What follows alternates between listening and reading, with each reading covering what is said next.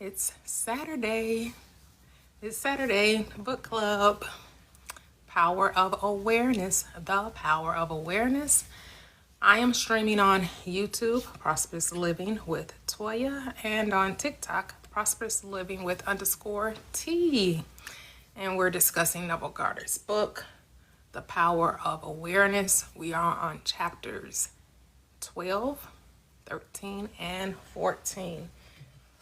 If you have not been joining it, you have been missing out. But lucky you get to watch the recap on my YouTube channel. And I have both platforms uploaded. You can recap YouTube or you can recap TikTok. I have both available. So come on over to join the discussion over here on TikTok, YouTube. You can comment in the chat. We're going to talk about the power of your awareness. Hey, Ema. Welcome, welcome, welcome. How are you? It has been a great discussion. Remembering that we are the power, we are the cause, we are the consciousness experiencing this thing we call life on this third dimensional plane. And it's all about commanding our reality. So Neville Goddard does he has a great way of reminding us of who we are, right? That we are here to live the abundant life, to create our reality. That's what we are. We're creators. We are creative beings. And we create with our words. That's all you need is your word. Your word is sufficient. Speak the word, says the centurion to the Christ. Speak the word and thy servant shall be healed. Your word is enough. For the word that I speak, they are spirit and they are life. Your word is life. I am the word. I am the light. I am the truth. I am the way. I am the resurrection. I am. So we're waiting for others to come on in. Oh, okay. Yes, love that. Yes. I love that. Do you do your book clubs on Discord, Ema? We do. We have ours every Saturday. This is like our fourth week, I believe. Our fourth week.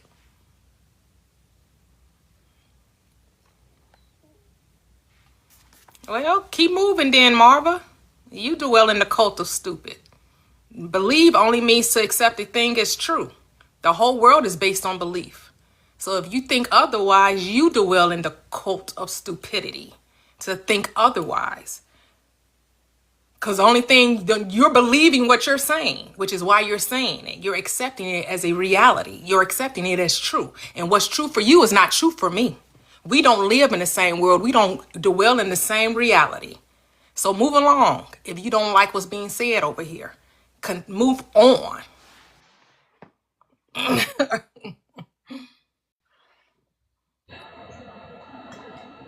Of course, Jesus never existed. Jesus is the personification of the mind. Like, what are we doing here? Clearly, you just want attention, so I'll just keep it going. I'll move along. I'll let you have your conversation, because clearly you don't know what we talk about over here. Nobody believes in Jesus. I am Jesus. I am Jesus. Now what? Hey. Oh, hey, Gigi. Hey, Bessie. Hey, Cheryl. Hi, good How are morning. you? I didn't even see you come up. Hello. Hey, Latoxic. How you Hey, doing? everyone. I'm great. How are you doing? Good, doing really good. Can't complain. I'm actually using my imagination. I'm in California right now. In the sun. All right. California, yay. California. Dun, dun, dun, dun, dun, dun. California California knows how to knows how party. to party. California. Knows how to party. In the city of LA. Dun, dun, dun, dun. Thank you. How How are about you? you? How was your week? Good? Oh, amazing. Great. Thank you. Awesome. Thank you. Thank you. Alan says hi, and he says hi to Cisco as well, and Oh, okay. everybody. Okay. Yeah, he's not in a room. He be in a garage. He doesn't need to be paying attention to the screen. He be in a garage working. He just has the Yeah, live on. But tell him I said hello I and will. and hope all is well with thee. I will definitely. Welcome, welcome, YouTubers. How are you? Hey, hey, hey, I'm doing great. No, I am not a Christian. Nope, not even a little bit. Hello, Cheryl. How are you? Good morning. I'm pretty good. Trying to keep warm in the tundras of the East Coast.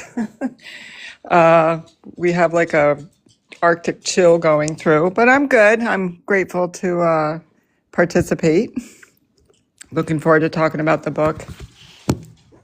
How are you? Oh, amazing, amazing. There's always good stuff, you know. It's funny how simple this is, you know, reading it as a group. I mean, I read it and, you know, pay attention. You know, I listen to a lot of Neville stuff, so Hmm. but just doing it with the group and breaking it down by the chapter and really thinking about it, it's like, it's really simple. It's just, you know, being aware. You know, I had an experience today where, you know, I was getting kind of worried about something, but I could say, oh, no, no, no, no. That's not my reality, you know, but it just made me realize like you have to have due diligence about your thoughts constantly because it's easy for patterns to just kind of come back. So, but I appreciate it. Like the more I catch it, the more awake I feel. And that's really basically everything, I think, right? Being awake. Yep, being aware. That's it. That's it. That's it. Yep.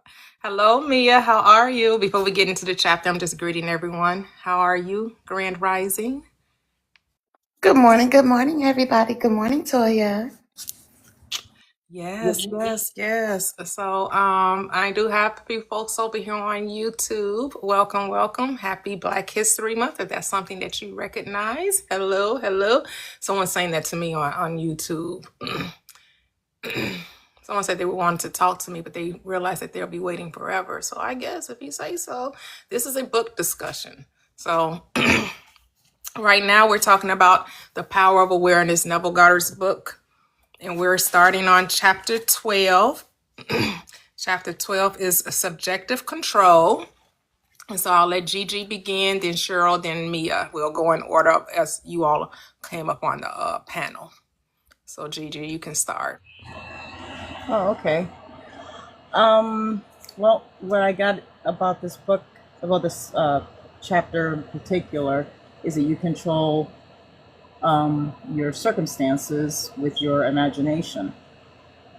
I mean, like Cheryl just said earlier, I mean, he kind of tends to be repetitive throughout the chapters in many different forms, but in a way he's saying the same thing. And that your imagination, you can use your imagination or your assumptions of what you're saying to yourself to control the outer. And wherever your attention goes, that's where you're going. That's what I got from this chapter. That the more you focus in on the outcome that you desire, you'll start, automatically, feeling the feelings and the moods and whatnot that go with it. So when people say, "Oh, you can't change your 3D," there it is, right there, chapter 12. How to change your 3D. There it is. It should be. Well, he probably didn't know what that meant. That probably didn't exist back in his day. I mean, this was written in 1952. But,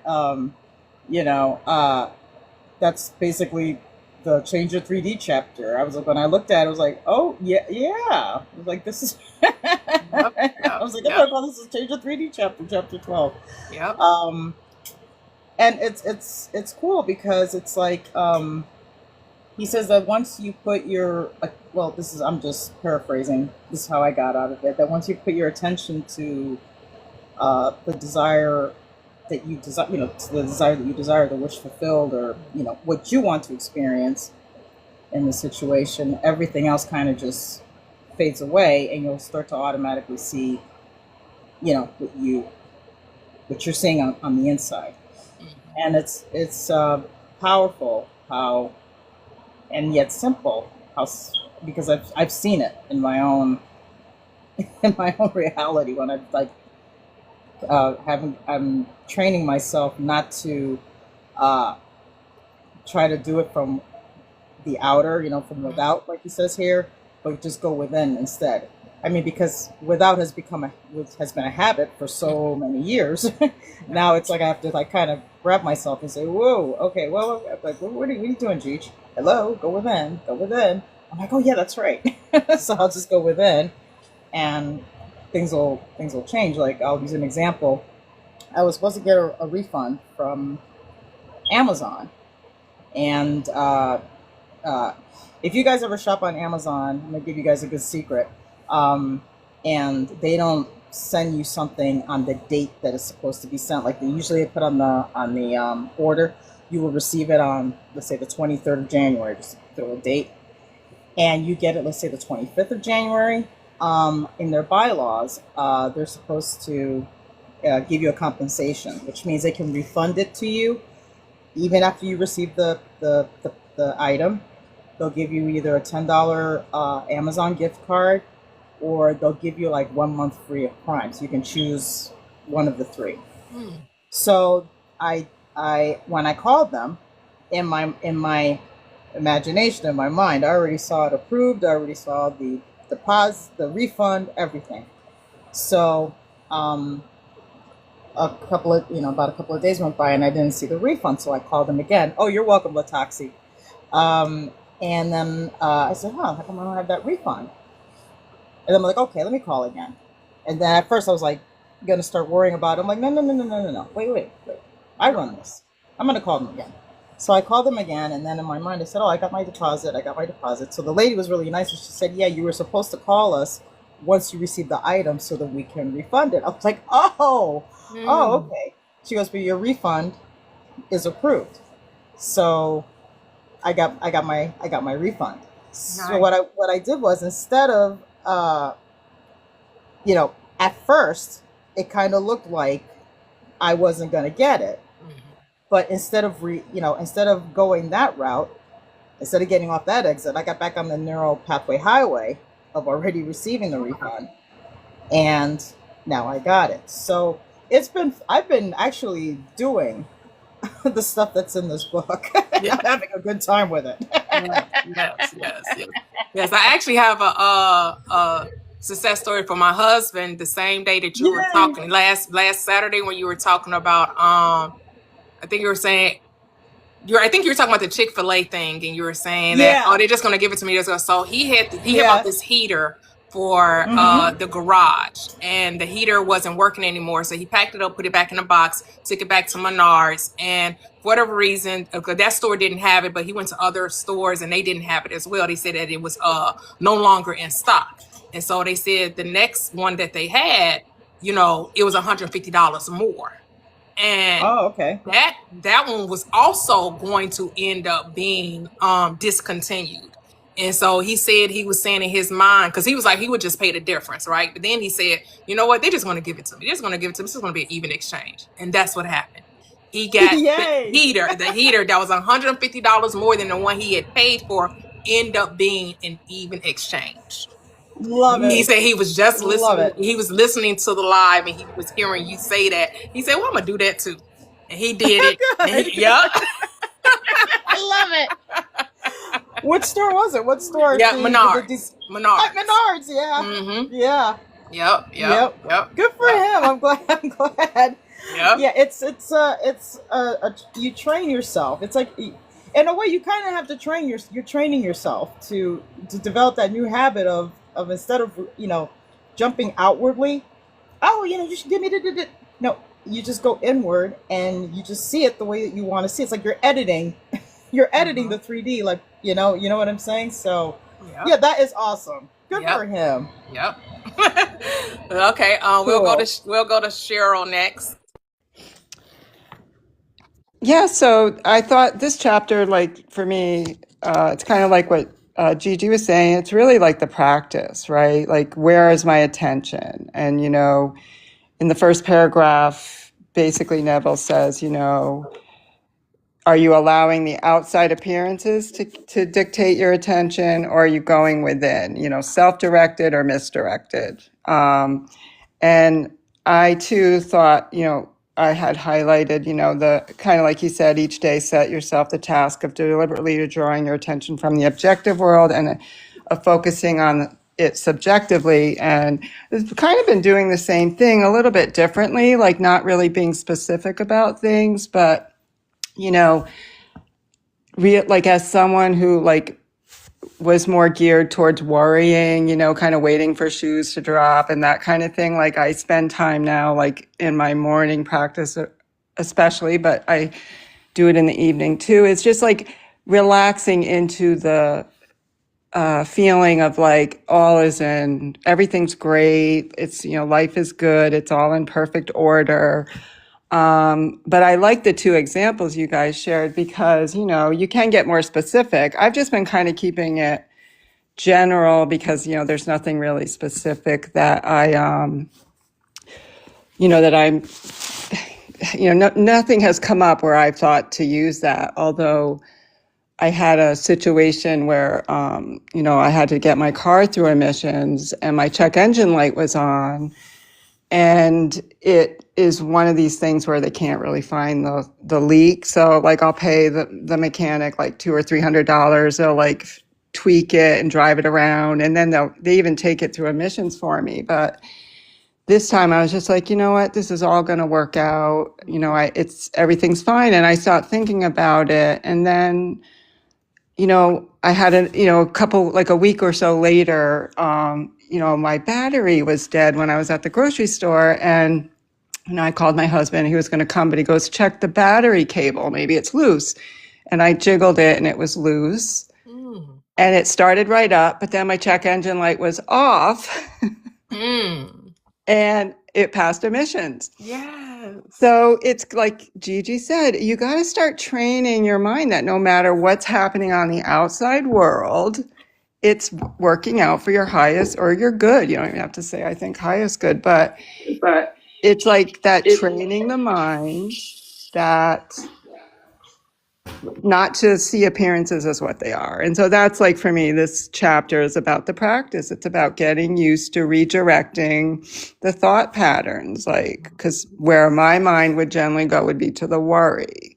I'd imagine the worst case scenario and then wonder why, things keep not working out. So, but I still notice, it takes practice because that's kind of where sometimes my mind still wants to go. But yeah, this was, really it's the practice, immersing yourself into the reality that you want to live in and feeling it as real. Absolutely. That's it. Absolutely. Make sure to like the live, share the live. It's free. This is the way you show that you are enjoying it and those who you feel like benefit from it. Because we all will benefit from a changed reality, especially if the unwanted just keeps reappearing, keeps showing up. And so next we have Mia. Okay, yes, I'm here. Sorry, I was over here making my coffee and stuff and That's okay. You good. listening. But I did good. I wrote down my notes separately so I don't have to switch pages to see. Nice. Because I forget what I want to say when I'm watching and taking my notes. And I do the audio book, so I don't have a physical book. So I love chapter 12 because a lot of times we talk about being objective and being subjective and we should be objective. No, we should be subjective, in the world and know that this world is about us and the outside world is objective. So I love when chapter 12 said you are able to control your movements of your attention in the subjective world and you can only modify your life as you please. But this can only be done if you allow your attention to be attracted constantly from without. Every day you make it a task to focus your attention subjectively and away from the objective world. And I took like objectivity is based on facts. So even when I teach about objectivity, objective information is facts. And facts is kind of what the social world and consensus agreed upon what is true, not you. And I think that's why when you go dip into the objective world and you start debating people and talking about stuff, a lot of people's debates are subjective. Yep. And you're never going to agree sometimes unless you happen to have the same ideas as a person. But going in and like people coming in here and wanting to debate things that are against, like it's a never ending, it's just not purposeful. You know what I mean? Because you're forcing yourself on another person, and it's actually not a sign of love and respect and honor for another person, but that's on another thing. So subjectivity is solely based on your perception, your experiences, and your laws. So I love how he said, focus your thoughts that you deliberately determine. The thoughts that now restrict you will fade away because those double-minded thoughts that come up as fear and doubt and lack are what keeps you.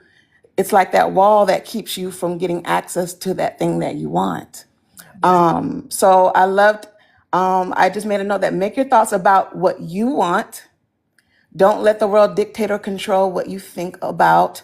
It creates double-mindedness. And, you know, when you think about the world and how much the world is literally a propaganda influence machine, right? From the news, right? The news is priming you for fear, for divisiveness, for separateness.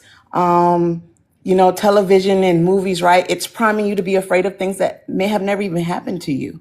You know, when you're growing up watching Lifetime movies about all these horrific things and these stories about life, you're watching soap operas, you're watching Bad Girls Club, you're watching talk shows and about how friends are doing friends wrong and taking each other man. And all of these things are building a framework and priming you of possibility.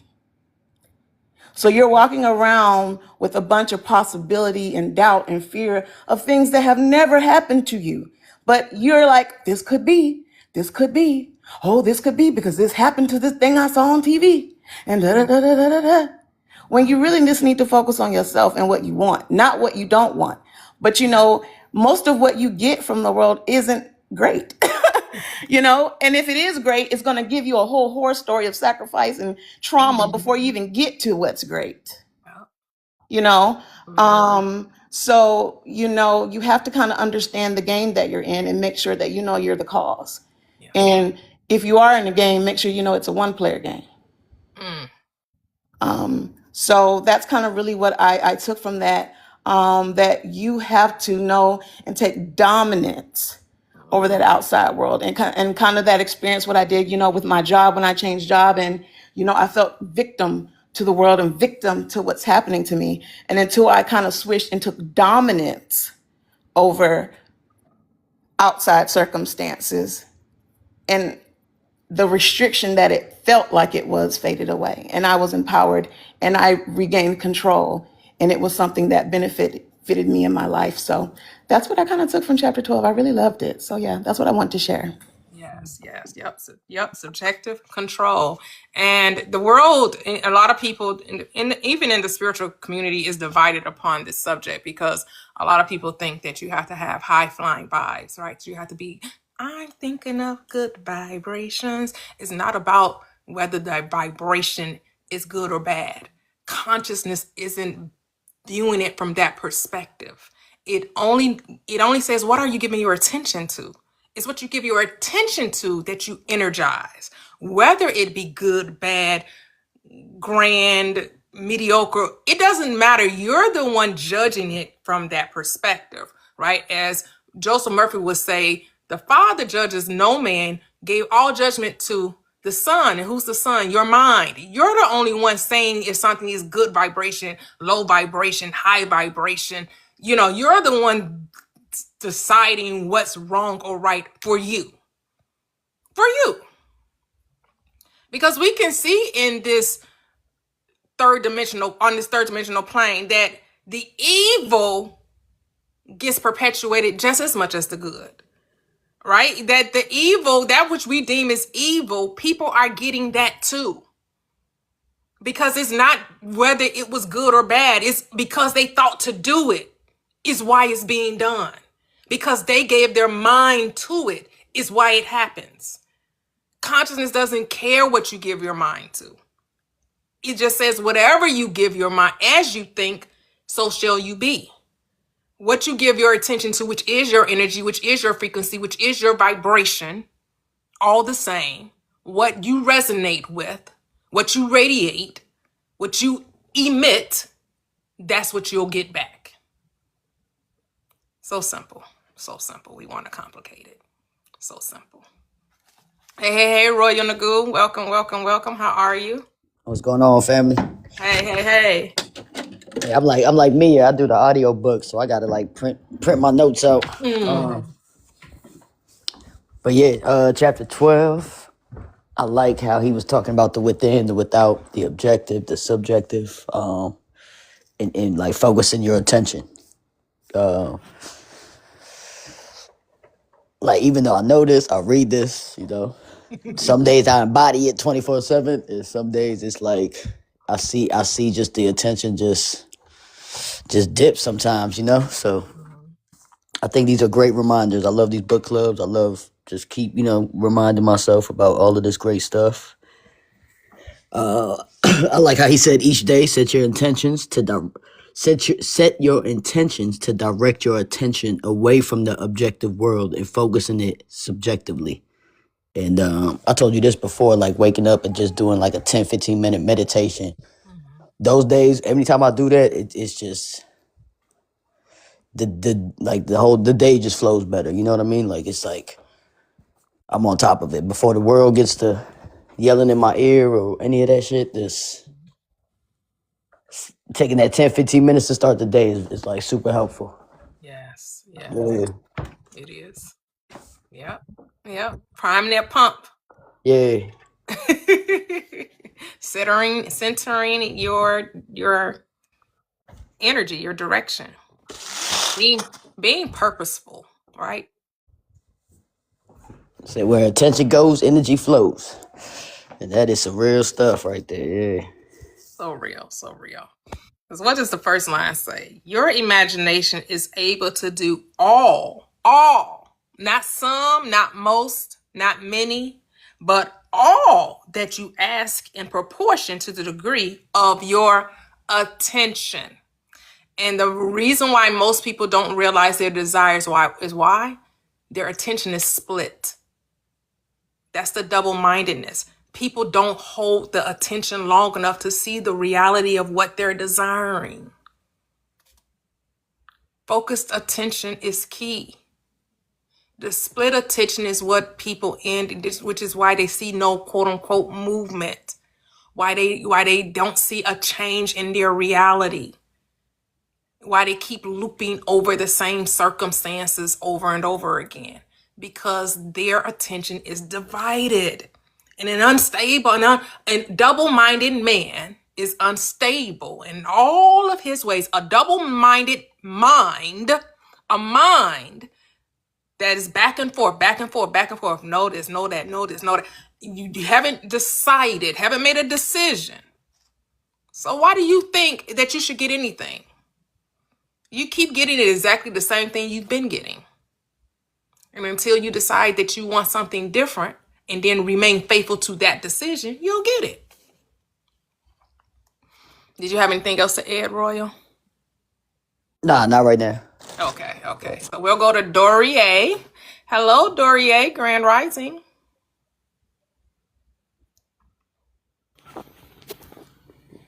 Let me see. You're paused, Dorier. Remember to like the live, share the live, like. Let's get to 10K the easy way. Double tap the screen. I know I don't say it that much when we are here on Saturdays, but it's still the same. Let's get to 10K the easy way. Double tap the screen. With almost 30 of us in here, 1,000 taps each. Hey, we easily get to 30K. Let's go. Go ahead, Dorier. Good day, family. I didn't know I was in the queue, but anyway, happy Saturday to everyone, and I'll be in the background listening. Oh, okay, no problem. Hey, Key, how are you? Grand Rising. Happy Saturday. Good morning, everybody. Good morning. Um, well, I learned from this chapter about the two separate worlds, objective and subjective. And when I think of objective attention, I think of, like, for me, how I used to react to everything I saw, and I would respond to circumstances and then be pulled into a mood depending on people, like people around me. If they were in a bad mood, then guess what? I'm in a bad mood too. You mad, I'm mad. So, and it's like Mia said, Yeah, I'm so guilty of right? that. Like, you mad, I'm mad. We both mad, right? Yeah. So, and then Mia said, like, sometimes watching even the news, like, puts you in a bad mood. Basically, letting the environment run the show and dictate the internal state. And I know for me, I didn't choose to think. I just responded. I didn't know, like I said last time, I didn't know I was supposed to choose to think. I thought that that was just how it worked. But Neville, when he said, attention is usually the servant and not the master, the passenger and not the navigator. It made it click, because it's like life is driving and I was just riding along, but it's called subjective attention. I get to choose what I mentally dwell in. I get to decide my internal state. So now I'm no longer noticing a feeling and then just justifying the feeling. So I don't know if anybody has ever been going about their day and then all of a sudden the feeling of being mad pops up. Like, okay, all of a sudden you're mad about something. You don't even know why you're mad at first. But then you start replaying the day's events, conversations. Maybe you had a recent conversation you had with somebody, and then you build a whole storyline, and then you be like, that's why I'm mad. Yep, that's why I'm mad. Justifying. Yeah, and then you just accept the state, and then you justify it. And you, like you always say, you give it life, like, and when you could have just ignored it and been like, I'm not mad, I'm happy, right? And so, and then people have a thought, and then they just start elaborating the thought that popped up. They'll build like the whole storyline, and then they'll run the whole worst case scenarios, sorry. And then they'll be sitting there. I've called people before and they're sitting there crying, and they don't even know why, because they had a thought and they just built the thought. And they built it up to the worst, to the end. They went all the way from the thought to the very end, right? So, and the thought don't even be based in reality. But Neville, in this chapter, he tells us, just withdraw your attention from the objective world, and then stop letting appearances and reactions change your inner state. Stop letting other people's moods run the show. So now I know to stop. Stop following my attention, and now I direct it, and I say what I want to focus on. So I'll intervene decisively. No, that's not what I'm thinking about. That's not going to happen. This is what's going to happen. Or because I know you always tell us to renounce quietly. You don't have to make a big deal out of it. You could just quietly renounce it and move on, and just, refusing the whole victim framework, because you hear so many people that will make themselves victim. I had a recent conversation with one of my best friends who her boss had went to someone and asked, like, to basically rate how she was performing. And she was like, oh my God, he has it out for me. He's going to my coworkers and he's asking about my performance. He's looking for something. He's trying to get rid of me. And I'm like, wait, huh? I was like, he's your boss. He runs the department. This is just an employee I'm sorry, I can't even say the word. Employee evaluation. My director comes to me all the time and asks, how's my manager doing? I'm like, what? No, he's just making sure that the shift that he's running, everything is running smoothly and in line. How did you get that from that? And she literally cried over this. So, and this chapter, when I read it, it just made me laugh. Like, this is what we do. But yeah, very good chapter. So yeah. Yeah. So you like this better than the last one? Or you was like that other one, man? He was. Yeah, the other got me tripped up. I'm like, what? Neville? But this one, he really got out of the whole flowery language and made it more literal. So it made much more sense. Yeah. It reminded me of when he says that God acts, the devil reacts, right? When the doubter in you reacts to circumstances, the God in you always acts with intention, right? It always directs, it always commands. So if you realize that you're being affected by the world as opposed to affecting it, you know that you're playing the devil instead of being God. Right. So that's how you can tell the difference of what state that you're in, what state you're occupying, because circumstances have no power. They are the shadow, they are the illusion or the projection of what's going on from within. So there is no separation between the objective and the subjective. The objective is the projection of the subjective. If you don't like the objective, you got to change it from the subjective stance, from within, because it's as within, so without. Most people try to change the objective. They try to work outside in, and you can never change matter with matter. The matter is changed by spirit, not by might, nor by power, but by my spirit, says the Lord. It's the I am that changes the thing. Things don't get changed with things. Things get changed with mind, with spirit, with the I am. Someone on YouTube says, I have to return to prayer, meditation, and exercise. And I did that in the past. I had a day that flowed better. Whatever your law is. If you determine that that's what's necessary to bring about the day that you want, then that's what it shall be. Because we are a law unto ourselves.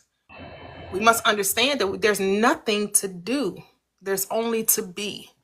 We get so caught up in the doing and forget to just be. Be still and know. Like Gigi was saying earlier, I have to keep reminding myself that I don't have to do anything. So she was just echoing what I have been saying to myself. Less doing, more being. Anytime I think I got to do something to make it so, I'm out of order. Anytime we think we have to do something to make it so, we're out of order. Because there's nothing to, it's already done. It's about allowing. That's what it's allowing it to be, and it shall be, because it already is. God is. God isn't trying to be, trying to do, trying to get. God already is. I am. Not I'm going to be, not I will be, not I'm trying to be. I am. And that's, I know someone mentioned this earlier, but I'm going to read it or state it again. There is an enormous difference between attention directed objectively and attention directed subjectively. And the capacity to change your future depends on the latter. When you are able to control the movements of your attention in the subjective world, you can modify or alter your life as you please. As you please, as you deem so, it will be so. You don't have to consult anyone. You don't have to get a consensus. You don't have to beg, plead, or bargain. You just have to command. Decide what it is you want and then let it be. Let it be. He says, the day you achieve control of the movements of your attention in the subjective world, you are master of your fate. You are mastering your fate when you're able to control the direction of your mind. Self-mastery. You must gain mastery of your thoughts, because your thoughts are the creative power in your world. What you think about, you literally bring about. And finally, he says, having achieved control of the movements of your attention and having discovered the mystery hid from the ages, that Christ in you is your imagination, you will assert the supremacy of imagination and put all things, not most things, some things, many things, all things in subjection to it. Bringing every thought captive, says Paul, right? Bringing every thought captive. to the subjection of the power of the Christ mind. And so, one second, Gigi, we have Glaze. Hello, Glaze. How have you been, girly? It's been a while. How you doing? You can unmute. Hello, can you hear me? Yes, I yes, have my yes. headphones on, so I may sound a little muted, but hey, how are you?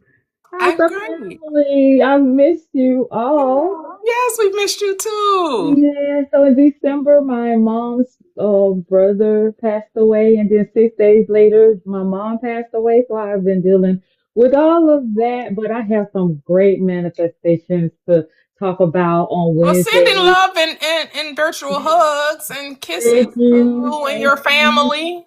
thank you so much. But it was a lot of lessons learned about the power within myself that I would definitely have to share. So I'm just glad to be here. And Oh, glad to have you here just, too. so I wanted to just piggyback on what Key was stating about other influences causing, us to be triggered all day. And that occurred to me, I think it's a process. First, you have to be aware that that's happening. And then, for what, because I can speak for me. I used to like this all men's podcast. It was just, I love the topics and how real they were. Mhm. But when they talked on subjects that I had experienced, it sort of triggered me and made me like sad the whole day. Mm, And so then I had to, and at first when it was occurring, I didn't know why. But then later on, months later, I was like, oh, it's this show that's making me react this way. But I like the show. So then I stopped watching it. But then I thought, well, if the power is within me, then am I allowing what they're saying to affect me? So I always say, oh, it's just entertainment. It's entertainment. But I think one day you said something. You said, and it was just a little comment. You said, I have to look at that word entertainment because of inner, the word inner. And that's all you said. You didn't dwell on it. You moved on. But that was the key for me. I said, let me switch this. It is an outertainment. mm, mm. Nothing in it, nothing that they say enters me unless it's to bless me. Yes, It's love that. entertainment. When I Yeah. start seeing it as everything outside of me is entertainment, I watch that show and it's hilarious. I have a good time every time because it's out there. Mhm. It's not within me. It can't enter because Ah, I said it. yeah. So that's all I have to say. You guys be blessed. Yes. Oh, I love that. Love that. Love that. That is beautiful. That is beautiful. So we'll go to Gigi and then we'll go to Kev. Go ahead, Gigi. Yes, something that Key was saying earlier makes a lot of sense, and it definitely goes with this chapter. And Glaze just said the same thing. I just love it how when I'm about to say something, and then one of my besties here brings it. That's how I know that we're all connected. Yeah. But it's true, and it's like, Key's perspective of, or her attention perspective of what was going on with her boss was like, oh, he's just checking up on me to make sure things are going how they're going or whatever. And then with her associate, it was like, oh my god, they're going to fire me, he's after me or something like that. It's all your perception, what meaning you give behind a situation, and it's which direction you choose to go, and the direction that you choose to go is on your attention. And it's so true. It's like, I do the same thing with music. Like, to me, I'll hear a song and I'll sing it and whatnot, and I'll just say to myself, okay, just so you know, these are just words. This has nothing to do with you. Just like Glaze just said, it's outertainment, not entertainment, and I like that. And at times, like my husband will be watching YouTube, and he likes watching like politics and stuff like that. And before reading this book, I would literally sit there and argue with YouTube, like I'm actually in that panel with those people. And then at times when I catch myself doing it, I'm like, wait a minute. I'm like, Gigi, what are you doing there? You're not even a freaking politician. You're a rock star. I'm like, yeah, that's right. I'm like, what am I doing here? So I will immediately, like, while he's watching that, while that's going on, and they're sitting there going, meh, meh, meh, I'll literally go inward, and I'll picture myself playing at some arena or playing somewhere, touring with a band or something like that. And I'll like be laughing to myself or having a good time, and he'll be looking at me like wondering, baby, are you okay? And I'm like, yeah, I'm fine. I just feel good. And he's like, really? Because what's going on there? They're arguing, and I'm like, and I say to him, yeah, I'm not there. I'm on tour right now. He's like, oh, okay. Yep, yep. So it's amazing how your imagination can take you somewhere, and then people's energies does transfer. Like, if right now, if I start crying, you'll start crying. If you watch a movie of somebody crying, you have no idea, you've never had their experience, you've never been in their situation, but because you're so focused, you're so focused in that movie, you're so focused on that story, that when they start crying, you can't help but start crying too. It's the same thing. If you're listening to somebody's story and they're mad and they're upset, well, then you'll get upset and mad too. If it's like a little kid will sit in front of you and laugh for no reason, and you'll start laughing, and then people say, what's so funny? It's like, I have no idea. But and you'll, the energy will transfer. But if you're giving your attention to it, and that it goes to show that attention is wherever you're giving your attention to, that's where you're going to go. Yeah. But the beauty about it is if you don't want to go that way anymore, you can always just turn around and focus your attention on something else. Yeah. So yeah, Yep. that's what I wanted to say. Yep. That's Thank it. That's you. all. You're welcome. You're welcome. Hey, Kevin, how are you? So once Kevin's done, then we'll go to chapter 13. Yes, Grand Rising, how are you? Grand Rising, everyone.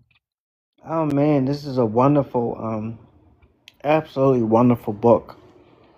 It is helping us to be aware of those things that we may not be aware of, and our awareness comes to where our attention goes. But our awareness or our attention is something that we get to control, not let it control us. Because when it controls us, that's when we find ourselves things happening to us, not for us, or understanding to get things to happen. We're being the cause. Your imagination is really your God power. Your imagination, because all things that are seen came from things that are not seen. And all the things that exist in the not seen are created in your imagination. So I know this is not manifesting Wednesday. I know I know it's Power of Awareness book, a book club, but it ties back into what we're manifesting. If we are aware of our thoughts, our imagination, whatever those thoughts happen to be,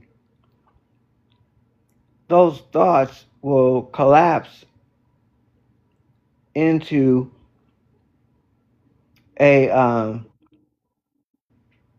material into material form. And that only happens to that which we give our attention to. If we're finding ourselves or aware that we're not in a good mood at the start of the day, because the world is a mirror of self. If we find something that we're frustrated about early in our day, and if we choose to give our attention to that which we're frustrated about, it will reflect more things to be frustrated about. Whether it's traffic, whether it is you burnt your toast in a toaster, whether you shattered a plate or glass or something that'll go by or happen to increase that energy of frustration. When you're aware that you're the one that caused that, now you're in a position to be on the outside looking in to do something about it. I was in a great mood, and I guess I was in such a great mood that someone asked me, "What are you smiling about?"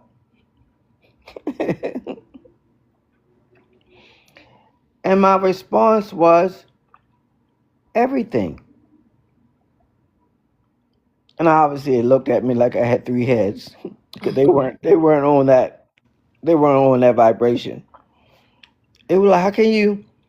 It's like now there's winter and we had some snow, ice, or whatever, and people were complaining about the weather. And I could have joined in with their energy and said, man, ice and the car getting stuck and cold and all that. Instead, I said, through my awareness, look how pretty the snow is. Look, it looks like a wonderland. It's so beautiful. You see how you have the power to change your energy at will? And when we take that something that simple and continue to practice in that vein, we gain full control of the godship of our imagination. Because we have to understand that we are our God experiencing ourselves through our thoughts, through our imagination. We are experiencing ourselves. We are the flesh, the spirit, and that has been manifested in the flesh, experiencing itself. That's who we are. That's how we are created.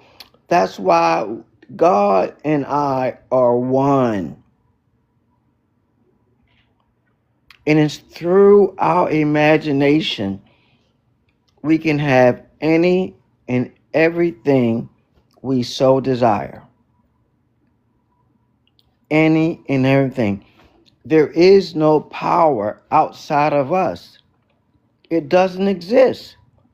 Even when it shows itself trying to exist as a power through fear, saying that it has that fear is greater than who we are. You have to understand the fear came from you. Now that's so. My daughter. I'm glad that you brought that up. I know we're gonna do a little side conversation here. I know this has nothing to do with the power of awareness. She's trying to reconcile in her mind. Well, if God is love, how could love ever create fear? Mm. So, because in her mind, that's not God. Fear because the Bible reminds you that you were not given a spirit of fear, but of love, power, and a sound mind. So if you're operating in fear, then you're not being God. But I had to ask her, well, when is God never not God? Right. Is there ever a time God cannot be God? And see how you're perceiving fear and how consciousness is, you're making it wrong when consciousness isn't making it wrong. Consciousness isn't seeing fear as a bad thing, as a wrong thing, as a thing that shouldn't be happening. It says that now, yes, the book does say that you were not giving the spirit of fear, which means what? It's a creation of the mind. Yes. It is not something that exists in and of itself, where love does, because love is not a creation.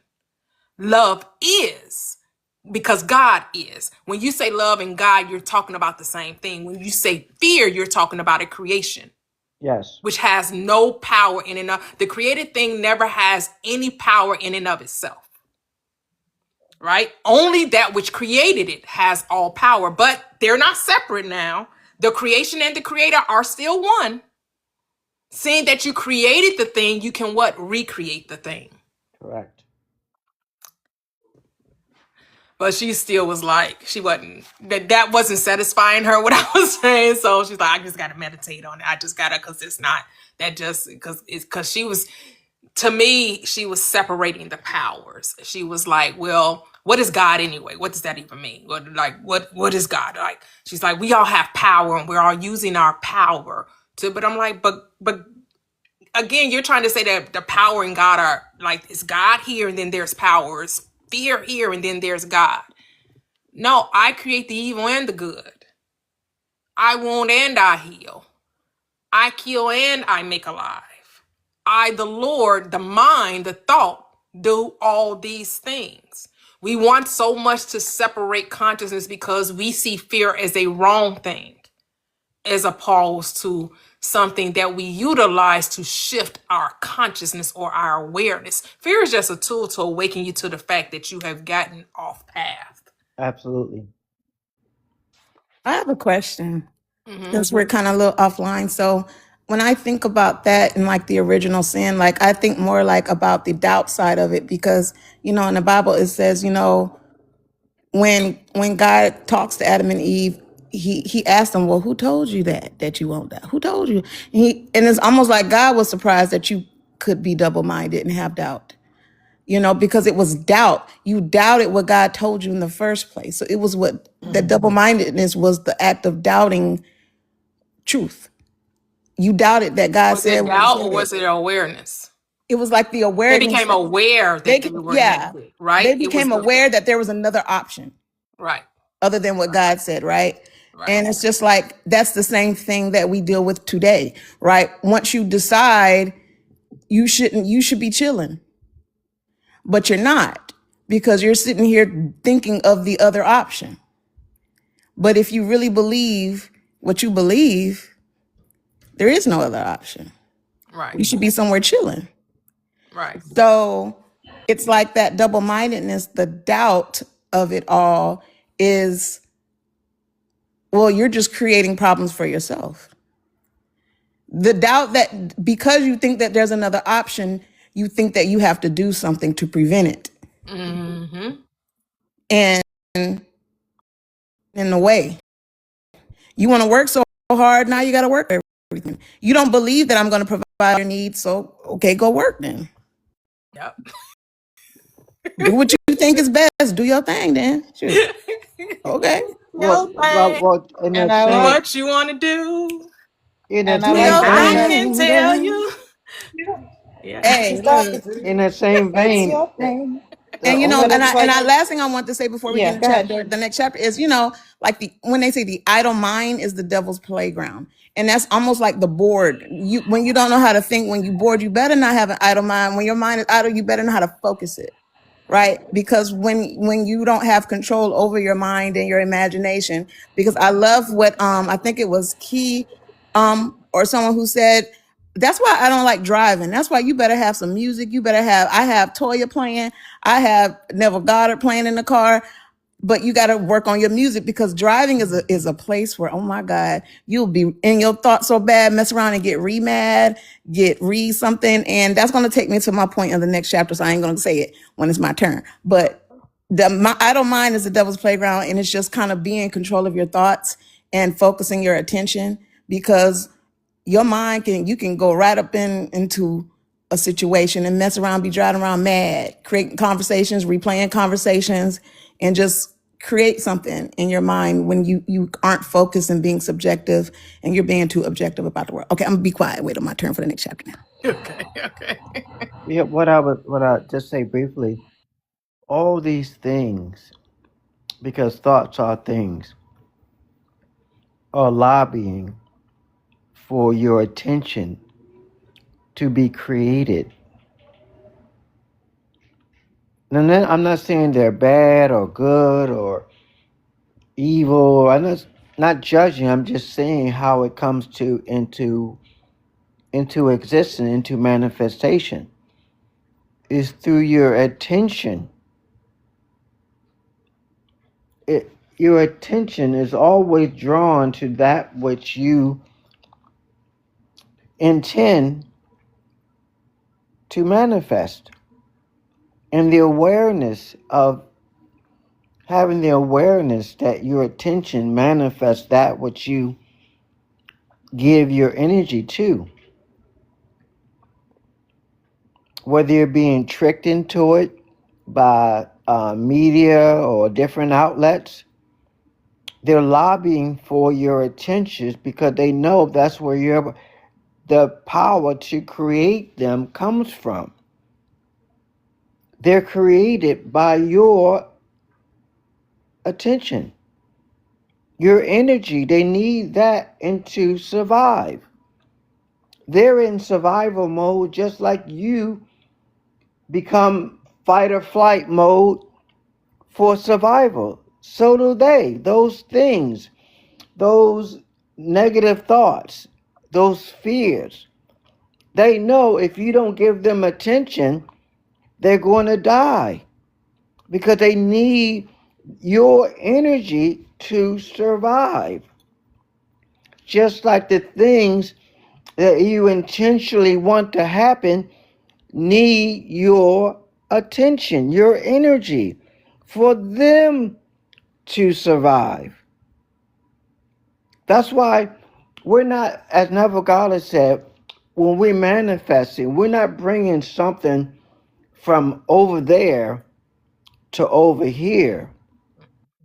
What we think is over there is already here. It already exists. It just needs your attention to come into the manifestation of the 3D. That's what brings it that's what brings it to life. You create. You create through you create what you create. Our creative power comes through our imagination. And then what we imagine, we give our energy through attention. And through our attention to what we imagine, it manifests. Kind of get it? Absolutely. So we're gonna talk to A-Town. Hello, bro. What's going on? What's up, family? How you doing, Toya? Oh, I'm doing great. How are you doing? Excellent. Been a little, just in the back scenes a little bit, uncle had a transition, and then I got another uncle staying with me. So I've been kind of like, ooh, it's been a little something. So, but yeah, one thing I love about, our book clubs, and We're then sending also hearts and virtual hugs and kisses to you as well. yeah. And your Thank you, family, yeah, condolences for to sure, you. for sure. Yes. Yeah, thank you very much, for sure. Yeah, they being the youngest of five, or I think it's six of them. So being the youngest of six, it definitely took them for a loop. So just kind of, being gracious to everybody in that transition or whatever. But yeah, everybody's all good. We get it. But yeah, thank you for the love. So one thing I wanted to add, matter of fact, excellent shares from everybody. You know what I'm saying? Kev, we already know where you're going to drop these bombs. But just for us being able to get that practical revelation, that practical being able to make it us, because that's one thing I do like about Neville is, as much as you can read, there's going to be a time where you're going to have to, where the rubber is going to meet the road, you know what I'm saying? Where you're going to have to put this into play, you know what I mean? And you're going to, you're going to have to put it into action. It's just not a good feel type of read, or just kind of like, well, let me just get this, I don't even know, whatever. Oh, shoot. All this, whatever type of superficialness, that can come about. But, and that's one thing I definitely enjoy is because as many book clubs or as many times as we can go over certain things, there's always just different levels to being able to apply, this stuff. And so I just love how it really helps us really narrow our attention down, really allows us to really hone in on our faculties, our tools that we have. And I think we kind of discussed this in the previous chapters, how much of a tool the imagination is and how much of a machine and how much of a system we are in itself. And yeah, I was doing too much. Yeah. My bad. But I do love the fact that, our imagination is in proportion to the degree of our attention, right? Because as we had mentioned, our imagination allows us to, to deepen, whether or not it's to whatever side. It's not even a good or bad side because we're always manifesting, right? And I think that goes into the point of what your daughter was talking about, Toya. There's a couple of things I did highlight. Your attention is directed from within when you deliberately choose what you will be preoccupied with mentally. And that goes back to what I think Mia was saying, where, when I'm doing the dish, I recognize when I'm doing the dishes, when I'm, just cleaning, my mind can go, various places. So I'm ready to tap in, or throw in an audiobook or something to that nature, to be able to keep rehearsing. I recognize that I have to be able to keep rehearsing this stuff within my consciousness. And then I like the part where it says, you will no longer accept the dominance of outside conditions or circumstances. You will not accept life on the basis of the world without. But then also before that, it says, the day you achieve control of your movements, of your attention in the subjective world, you are the master of your fate. And so I really love that because, it allows me to take accountability for who is in my life, what's going on in my life. It allows me to even practice forgiveness, right? Forgiveness of myself. It allows me to be grateful, right? Expressing the level of gratitude. We've had a lot of different situations occur within like the last couple of months. It's been kind of crazy. And I'm here for it. You know what I'm saying? I'm here for it because my attention is on the wealth, health, abundance. I'm tapped in. I'm being a little more deliberate than I used to be. And things are coming where it's like, dang, I ain't got enough hands. You know what I'm saying? I'm juggling. I feel like I'm in a circus just because, if it comes into my circumstances or my well-being, I'm either redefining it, claiming it, or being able to make it so, you know what I'm saying? And continuing continuing the presence of it. And so I'm just enthralled into this book. I'm definitely enthralled into, just appreciative of everybody just dropping these gems, and I'll land right there. Oh, thank you, thank you, thank you. We love what you add to the conversation as well. Thank you, thank you. So we're going to go to Cheryl. We're going to start the 13th chapter, acceptance, and then we'll go to Gigi and Mia in that order.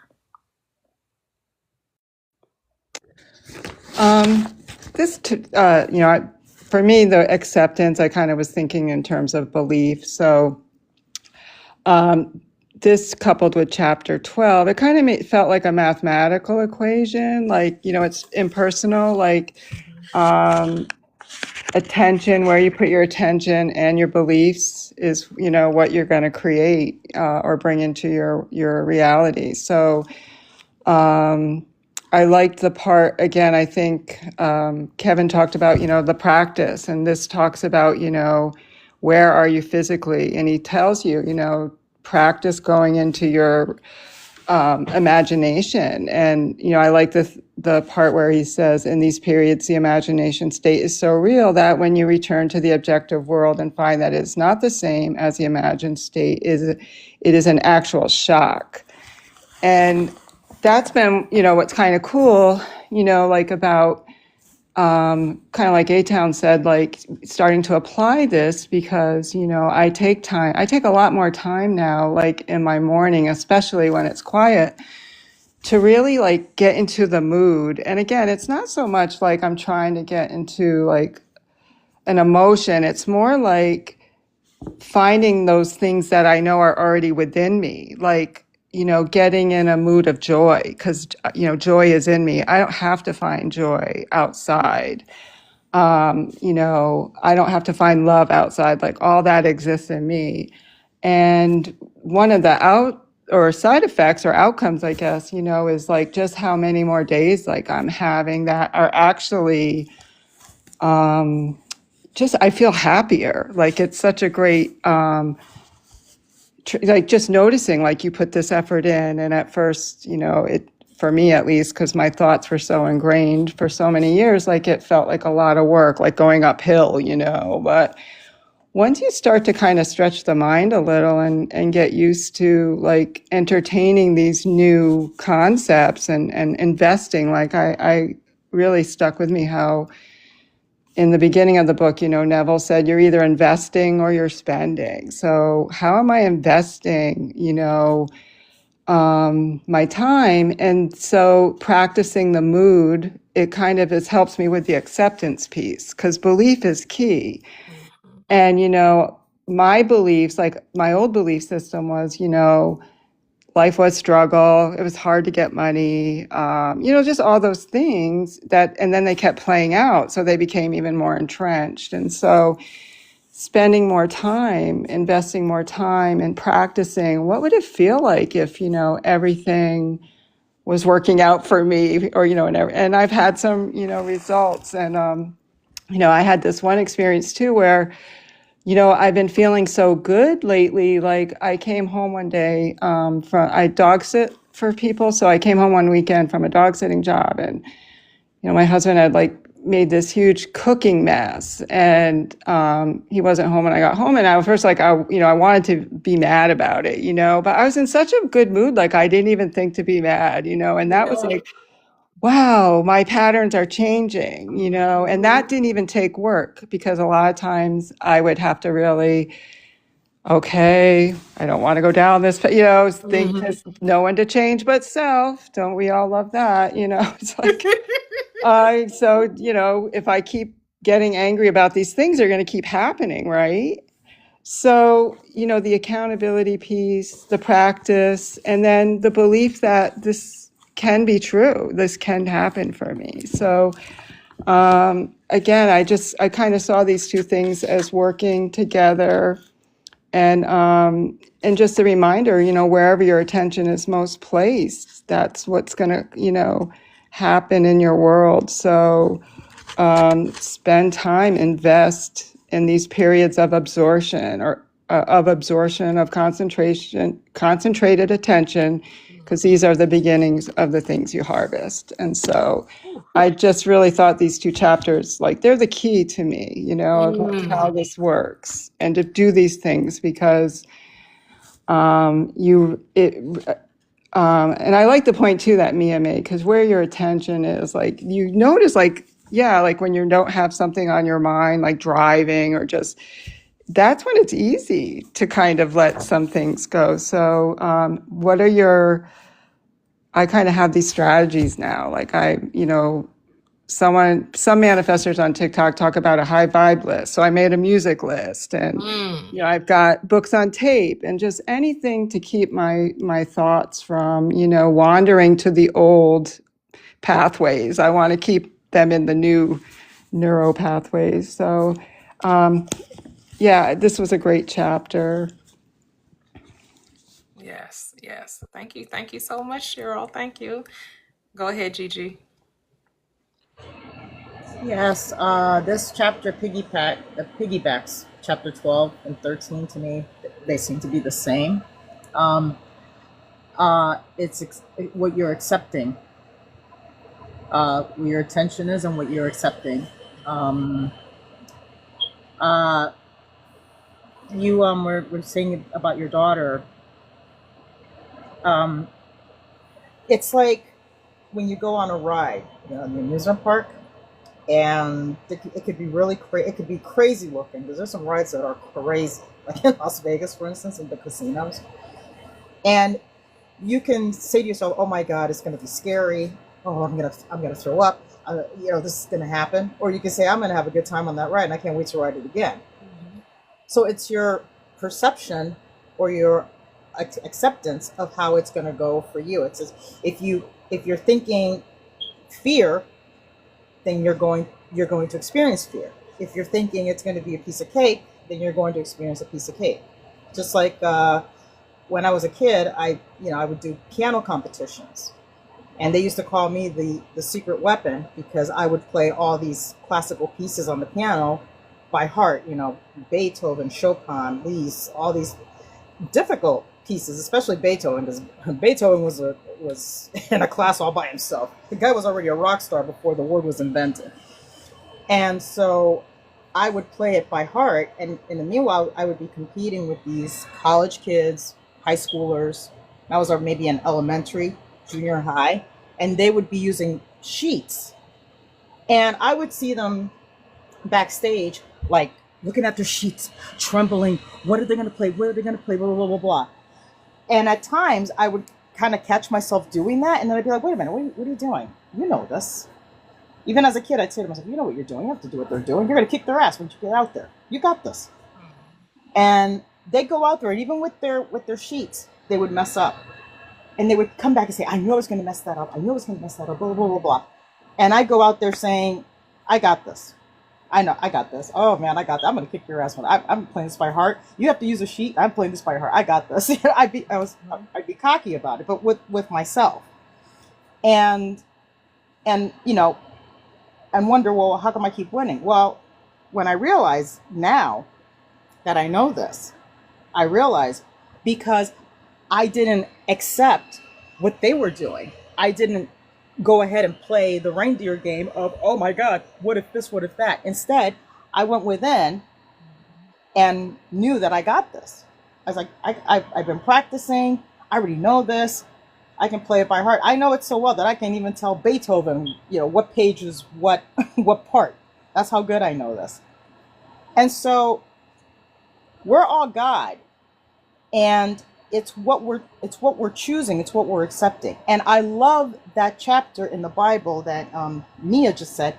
Who told you? Who told you this? Who told you there's fear? Who told you that you're not good enough? Who told you? Because in God, we're perfect. So who's telling you this bullshit? You have to put it that way. So, the imagination and what you focus your attention on, that's what you're going to experience.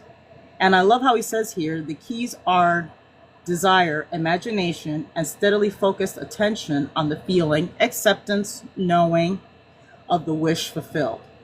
To such a man, any undesirable objective fact is no longer a reality, and the ardent wish no longer a dream. So when you're focused on the wish fulfilled, or you're in that situation of your desired state, it's like everything that you don't want kind of just disperses. It disappears. So what I loved about this chapter is about, what are you accepting? What are you creating? What are you seeing? What neural pathway highways are you taking? And if it's not matching, if the 3D is not matching what you are desiring, then you have to say to yourself, okay, what am I thinking?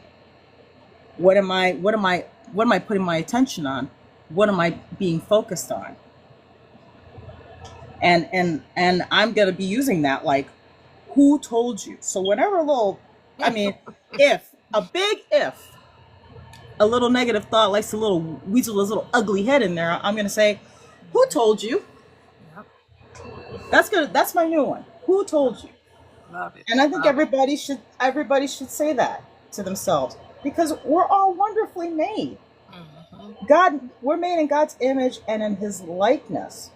So we're wonderfully made. We're beautiful. You ain't gotta look like, Gigi Hadid to be beautiful. You're beautiful already. Mhm. Okay? I mean, you're perfectly made. You're perfect. We're made in God's image and God's likeness. What does that mean? That what God can do, we can do. Even Jesus said that. Even Jesus said greater things. Yep. So we can do even greater things than Jesus. Yes. He said it, not me. That's in the script. Don't hate the player, hate the game. It's in the book. It's in the book. When they try to tell me, oh, that's not true, I'm like, well, what Bible are you reading? Because I've seen it in the King Jimmy, I've seen it in the Amplified, I've seen it in the what Elizabethan, American, Spanish. I've seen it, and it says the same thing. Mhm. So, I'm having a blast with this, and I just want to tell everybody on here, you are perfect, just the way you are. You are perfect, just the way you are. That's what I got from this chapter, and I can stay on here forever, but I'm gonna let my friends go on here, my family. Thank Thank you. you Thank you, guys. Gigi. Thank you. Love you guys. Thank you. Yes, yes. All right, go ahead, Gigi. Not Gigi, Mia. Go ahead, Mia.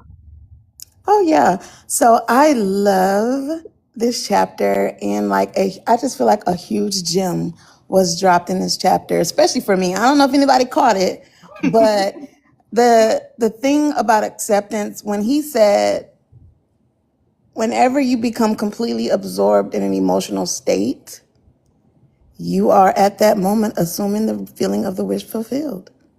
And I feel like that is the thing that people have a hard time grasping of how to do. And it's like, you've been doing it.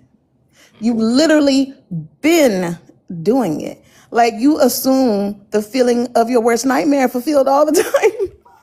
Say that. I mean, like, let's keep it really real. Because just like we were talking earlier, when you're sitting in your car replaying a situation that pissed you off and you get re-mad, you're assuming the feeling of the moment fulfilled. Yep. When I think about my mother and I'll get sad, I'm assuming that feeling. You know, we can easily think about the worst things happening and get sad. We can literally think about things in our past and get that good feeling. We could think about that man that make us feel good and butterflies inside. Ooh, you know, you can think about that good thing that, you could smell something and it can make you think about your grandma. You know what I'm saying? So you know how to do it. So just like when you are replaying and thinking about things that make you emotional, hearing that song, practice and literally think about your desires coming true. And if you ever pay attention to small children, when they're just sitting around thinking and they're just laughing to themselves, like, what's so damn funny? They're assuming the feeling of their wish fulfilled. Mhm. They are like, ooh, this is so fun. I love just being a child and playing in their mind, Mhm. So while people are like, get out your head, stop daydreaming. Why? It's fun over here. Mind your business. Mhm. I'm over here assuming the feeling of my wish fulfilled. I go to sleep every night daydreaming about all my desires. Yes. I go to sleep with a smile on my face. Yes. And that is what it is. So people can stop sending people $3,000 and getting and joining. I mean, get your money, I guess. But you literally do it all the time. Like, we literally assume the feeling of our worst nightmares and manifest it on a daily basis. You know what I'm saying? That gut feeling you get, that, I can literally well up and cry just thinking about something. You can do that. Actors, why you think people in Hollywood and Denzel Washington damn near turned into Malcolm X, Mhm. giving a speech. Yep. And then they made us think, oh, he's possessed by the spirit of Malcolm X. No, he just know the secret. You just know the secret. He just know how to do it. That's how they know how to get them Grammys and shit, because they know how to assume the feeling of whatever they need to be. So that's literally, like, I just feel like he just dropped the gem in there because, we know how to do it. We just abuse it, right? We don't use it correctly. And, we think about our past and we talk about mental illness, and like depression is like obsessing about things that you can't control in the past. The past and the future only exist in our mind. But your desires and the things you want exist in your mind too. Focus on them. That part. I mean, literally, why you want to focus on things that want to make you cry? I honestly, and it's so funny, I don't even like to watch movies that make me emotional. I don't care if it makes me emotional in a good way or bad way, because I don't want them pulling on my heartstrings. Like Best Man Holiday, but Tyler Perry movie, that movie was so damn sad, it pissed me off. I cried my eyelashes out in the movie theater. It was a whole line of us. It was me, my ex-husband, my sister, her husband. We all crying, big grown men crying. I was so mad leaving that movie, because it's like, damn. Then Tyler Perry, for Color Girls, you dropping children out the window. You know what? No thanks. But it's just true, because they know how to, movies know how to affect your emotions. They know that you can, and that's a very powerful thing. So, and not just the entertainment world, right? You have the religious world, you have the spiritual world. Everyone tells you to be emotional. Yes. Every last one, everything tells you to be led by emotions. Yes. If it feels good, it must be right. Yes. They don't tell you to think. They tell you to go by your emotions. Let your feelings be your guide. I cry when I want to cry. When Selena come on, right when Selena get ready to die, the movie's over. I'm going to enjoy my movie. You ain't about to make me cry. So what they know is once they can get your emotions, they got you. So then what? They can pick your pocket. Of course. Why do you think they can get you to give them whatever, because in the moment it feels right to do so. Then you get home, you're like, what the hell did I do? I know I need to just get this pass of $2,000. Why you think I didn't just sign up for this person, because they sounded, they would pull it. They were telling me that, oh, I did it. Because here's the thing, when we and again, yes, we want to feel connected to one another, but that goes without trying. We're already connected, right? But that's why when Kevin was talking about being a salesperson and the psychology that goes along with the story, the zero to the hero story, that I started where you were. Where I am, right? You gotta lead with a story, right? The whole world is based on emotions, but the Bible is telling you how to what? Master them, not be led by them. But the world tells you, oh, be led by your emotions. Get that emotional connection with the buyer, with the audience. Let them feel you. Let them connect to you. And then people utilize that to what? And not saying everybody does it. Not everybody trying to get over you. Not everybody trying to take advantage of you. Not everybody trying, because I do know that when people do feel connected to you, they will want to just give you things. Yes. But then that's not because you're manipulating them. Absolutely. Right? It's because they just feel it's a difference between appreciation and manipulation. Absolutely.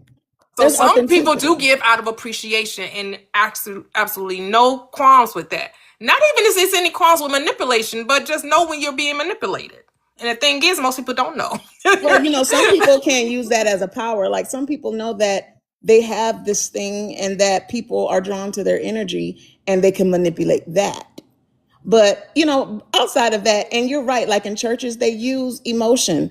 Absolutely, because they know our people are driven off emotion, and in religion, people are driven off. Why you think when the church ain't moving too much, that pastor get to singing and getting loud and get to sweating and get to jogging and get to running up and down that court, and then all of a sudden we was talking, and then the preacher get to singing, and it get to real passion, and it get to all that emotional stuff. And I'm like, oh, how did we get here? Yeah, because I listened to one guy said he was bringing this stuff forth. I'm sure he wasn't the one that originated this thought, but said that it's 3 ways to make money, right? It's to tell people that want to be lied to, lie to them because they want to be lied to, and then tell those who want to be told the truth, tell them the truth because they want to be told the truth. But the way you don't make money is trying to tell people the truth that want to be lied to. Yep. They ain't gonna do nothing for you. I'm telling you. The ones that want to be lied to, but you keep giving them the truth. Oh, they're not trying to hear that. Yeah. The people want to be told flowery things. People want to be told a good feel things, right? And what mostly feels good. It ain't my fault. Yeah, If of I course. can tell you a story about how it wasn't you, it was the nigga that you brought into your life, or it was the gold digger that she is the problem. He is the problem. It was never you. Or the evil outside of you. That's what sells. That's what makes people feel, oh, I don't gotta take responsibility. Oh, they took advantage of me. I'm the victim in this situation. Hmm. Oh, thank you. I just was looking for somebody that could identify and see me and understand that I knew it wasn't me. I knew it was them. I knew it. Thank you. Yeah. People want that amen, but that's okay because that's what makes the world go around. And I'm not saying it's wrong. I'm just Right. shedding light. I'm just letting you know that that's, that arena. Most people find themselves filling those auditoriums. If I can tell you, it ain't you. We not blaming victims, Yeah. but we over here know there is no such thing. Over here, we know there is no such thing as a victim. Mm-mm. So, Okay. yeah, Yeah. yeah. For me, we're gonna go to Royal and then Key. You can unmute Royal. You have anything to add to chapter All right. 13? I like how he said, assume the spirit, the feeling of the wish fulfilled, and you will have opened the window to receive the blessing. To assume a state is to get in the spirit of it. Your triumphs will be a surprise only to those who do not know your hidden passage from a state of longing to the assumption of the wish fulfilled. Um, I love it. Like this reminds me of, I've been doing a lot of research on like neuroscience, and I just think it's amazing how it like science is really correlating. Like this is no longer like woo woo shit. You know what I mean? Like it's correlating with that like neuroplasticity. We can literally change our neural pathways by just assuming like what he's saying, assuming the spirit or assuming the feeling.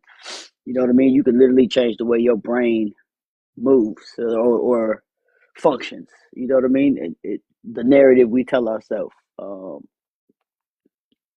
can just change your whole life. Can change and put you in that what do you call it? In the fulfilled state. You know. Mhm. Um, I think that's amazing, and yeah, Yep. I love Yeah. I love this chapter. Yeah. Because another way to say it, feeling the fulfillment of the wish, right? Fulfilled, right? Is saying the acceptance of the end wills the means to that end. Once you accept that it's already yours, it will, the necessary circumstances that have to take place must take place. So just accept the end. Accept that it's already yours. Accept that it's done. That's the feeling of the wish fulfilled. Acceptance, which is chapter 13. There's a chapter in the book called that, called acceptance. That's all he's saying. Accept the end, and then whatever needs to happen, whatever needs to take place to fulfill the end must take place. This is law. And without jumping ahead, yeah, and that's what chapter 14. It's like the effortless way. Like you don't really have to even, how they say the devil's in the details. Like you don't even have to map out the route.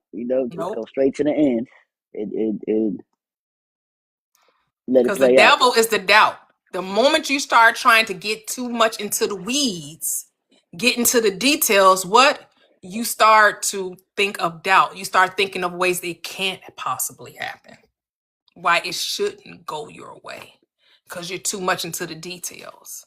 The details is not your work. The how was never meant to be on your board. It was never to be part of your recipe. The how was never your work. The details belong to God. Why? Because it's already done. How are you trying to figure out how to do something when the doing has already been done? This we have to constantly remind ourselves. If what I'm doing is to make something, so I'm out of order. My phone. I'm out of order. Out of order. Sorry, YouTube. Sorry. I'm back online. Sorry, guys. Sorry. My hands got a So, little hey, as too soon as you out. say My out of legs got order, too many out of control. as soon as you say out of order, Yep, out of order. I was out of words are order. powerful. I Good. know, right? Oh, that's funny. Yeah. Chapter was amazing, and yeah, like you said, acceptance, just accepting that, assuming that, believing that, moving from that, and just remembering that, because I think the world, like society, I know we're all one and it's all us, but it is, and I've been in that for so long, for 30 plus years of just like external, just moving external, and I got to do this, I got to go get this, I got that, you know what I mean? So just having this transition from that is the doubt and the other thoughts keep trying to come up because it's been programmed for 30 something years, you know what I mean? Um, but yeah, and it's an instant thing. Like he said, it's an instant thing. You know what I mean? It ain't something you got to do. Like, all right, I got to be like this now for another 30 years to wash out the last 30. Like, nah, So I Oh, think that's beautiful. yes, love it. Love it. That's it. But yeah, that's it. Okay, cool, cool. Thank you, thank you, thank you.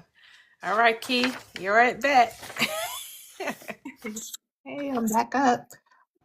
So Neville said, he said, Lord of hosts will not respond to your wish until you have assumed the feeling of already being what you want to be. So God doesn't respond to wanting or begging. And oh man, how I used to get on my knees and beg. And I'm like, that's why people can beg for their entire life and it never comes into fruition. And then they turn around and they're mad at God, but they simply didn't know the law. And full transparency, I had an attitude yesterday because I was like, man, why didn't I know the law years ago?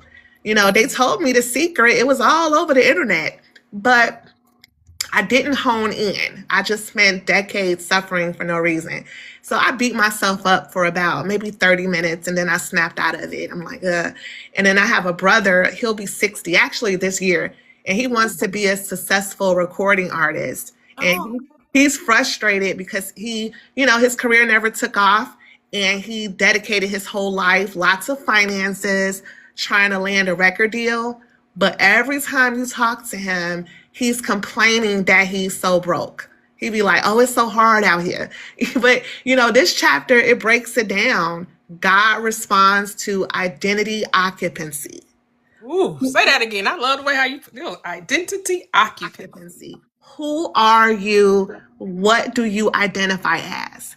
And so, how do I know when I've accepted the state? When I stop getting an adrenaline rush thinking about it? When I stop getting overly excited, jumping up and down, because why am I jumping up and down and screaming my head off if I've already assumed the state? Right? So there's no techniques, there's no striving, no hustle. I had to stop saying I'm a hustler because I used to go, I'm a hustler. No, no, no. There's No, no more no, no. hustle. There's You no sound more like my hustle. daughter. No, no, no, no, my daughter. Go ahead. There is no more hustle in me. I assume, I enter the state and I accept it. And then in the words of Toya, just decide and leave it the fuck alone. Leave it alone. Yeah. So yeah. Oh my goodness. That's it. It's just like, when I go back to the script, who do you say that I am? That's the identity occupancy. Who do you say that I am? You got to really sit with that. You got to really think about that. Because whoever you say that I am, that's what you shall be. It's what you say. I am the truth. I am the way. I am the life. I am the light of the world. I am the resurrection. I am the Alpha and the Omega, the beginning and the end, the first and the last. Right? I am everything, and everything is I am. God is. God is never becoming. God is never will be. God never is going to be. God is. And that's the state we have to keep reminding ourselves of. God is, and says, God is, I am. And what am I? Who am I? Whoever I say I am. It's whatever I say I am. You say choose wisely now. Choose wisely. But here's the thing. Here's the mercy of the law. You can choose unwisely and then change it. Because you can take, when we were talking about fear, right? And I was thinking about being an alchemizer. I know Key said that's one of her girlfriends, one of her best girlfriends told us, I'm an alchemizer, right? You take fear and you transmute it into love. Because I know A-Town asked something about love in the chat, right? About 30 minutes back, right? Yes, you take fear and you alchemize it. You transmute it. You transform it. You go down to the potter's house, to the mind, and you take the unmolded, the thing you did, the unwanted thing, the thing that you made in your ignorance as you slept, as you forgot about who you were, and you reshape it, you remold it. You cast nothing away, because what does the scripture say? There is nothing lost in all of my holy mountain.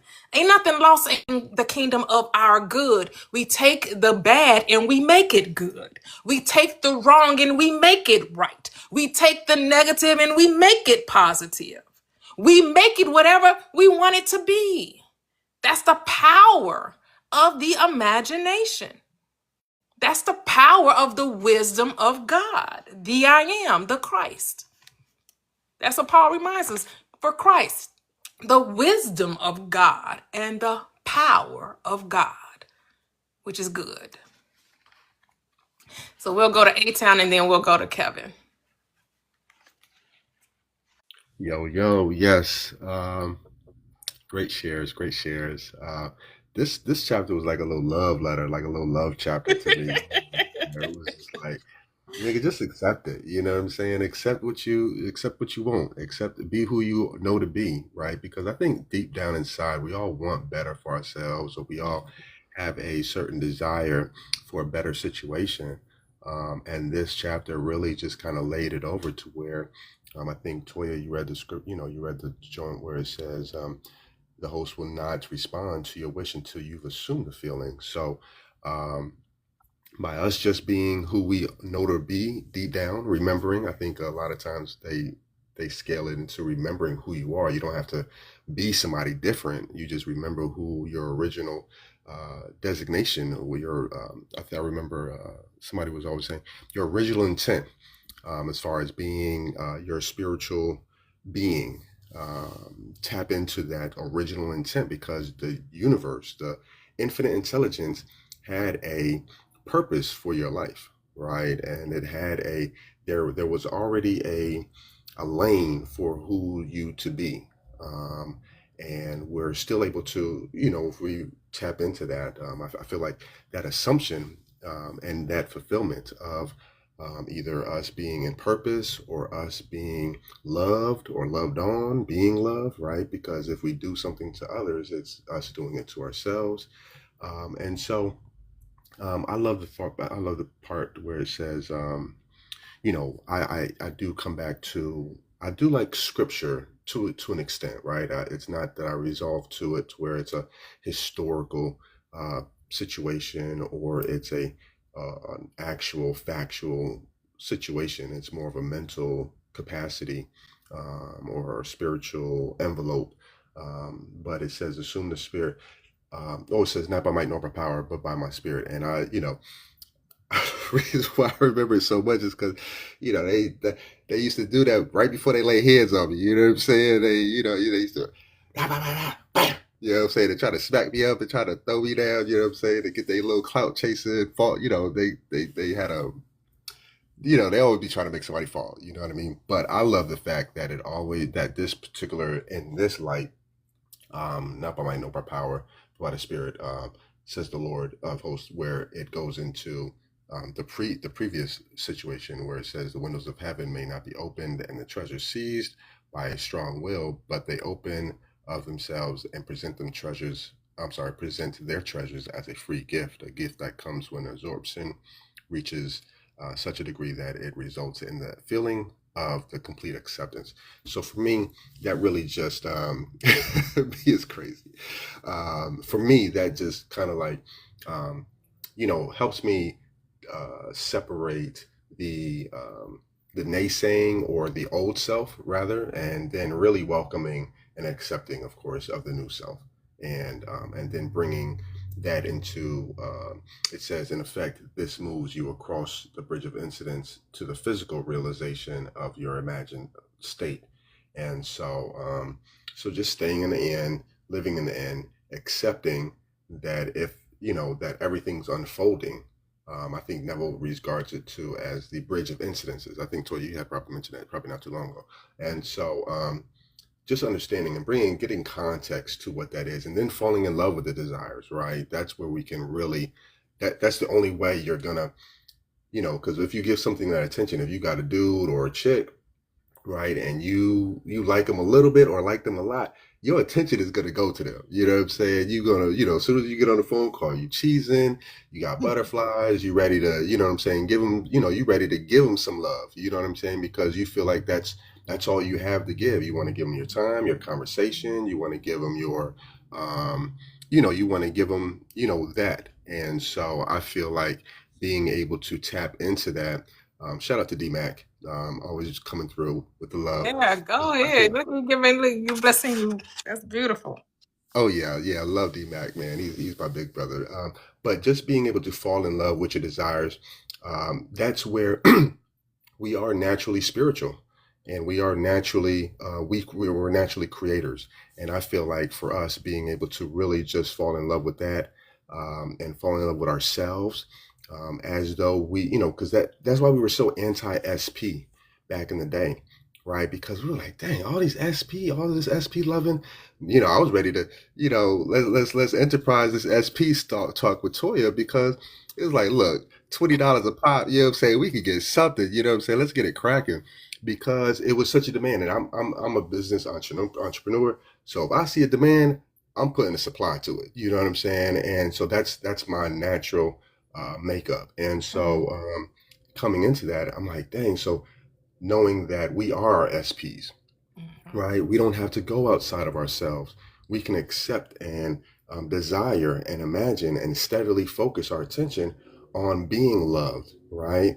And I think and I'll land here where someone had mentioned, they had said, well, what do you want your wife to be? And, I had this whole list of, well, I wanted to spoil me. I wanted to take me out. I wanted to do this. I wanted to boom, boom, boom, boom, boom, all this other crazy talk. Lo and behold, he had the nerve to say, well, why don't you be that? You know what I'm saying? And I was like, oh, wait. So that really stuck with me, right? Yeah. Because who am I to expect somebody to do something for myself, and I'm not in a position to either reciprocate it, or I'm not in a position to even accept it. Right? If somebody got a bag for me, or somebody got, if this chick does come in and she's just wide open, right? Am I in the position to handle that love? You know what I'm saying? Because if anybody has any type of love in the world, the way you love is the way you love for that particular person. And you feel like it's the best thing popping, you know what I'm saying, when you're giving it to that person that you want. And I do feel like, everybody has a sense of love and admiration for themselves and others. So acceptance, this chapter was definitely bomb, and I loved all the shares. And thank you, DMAC. Thank you for the love, brother. Yes, thank you, DMAC. Thank you, thank you, thank you. We greatly appreciate it. It's like DMAC Dwayne. Thank you, thank you. Yes, D. Dwayne for any consulting, any type of business structuring, taxes. I know that's going big round this year. So yeah, see DMAC, Dwayne Consulting Enterprises. Oh, okay. Nice. Yes, beautiful. Your tax needs. DMAC. Reference. Yes, reference from A-Town. Yes. All right, Kev, you can go forth. I'll say this quick sidebar. I know this is not Manifesting Wednesday, but while I was listening to everybody's wonderful interpretation of what they read in this chapter, the power went out in the house. There's a It's been windy. I mean, really harsh winds all morning long. And so when the power went out, I said, "Well, I don't know about everyone else, but this is going to be back on in about a minute or so." And I left it alone. And guess what happened? Came back on. Correct. So I use that to segue about this acceptance. You know, what's the movie where he said, "You had me at hello," Jerry Maguire? Mm-hmm. Well, this chapter had me at our outer physical event of life are the fruit of forgotten blossom times, results of previous and usually forgotten states of consciousness. Our imagination is our true reality, and what we've been treating our 3D like it's our real true reality. It's only our reflection. Yes. Now, I want that to sink in, because once you understand that the 3D is only a reflection, the deeper understanding is it's not real. It's an illusion. It's the mirror that you're asking to smile, and the mirror say, "You first." When you smile, I'll smile.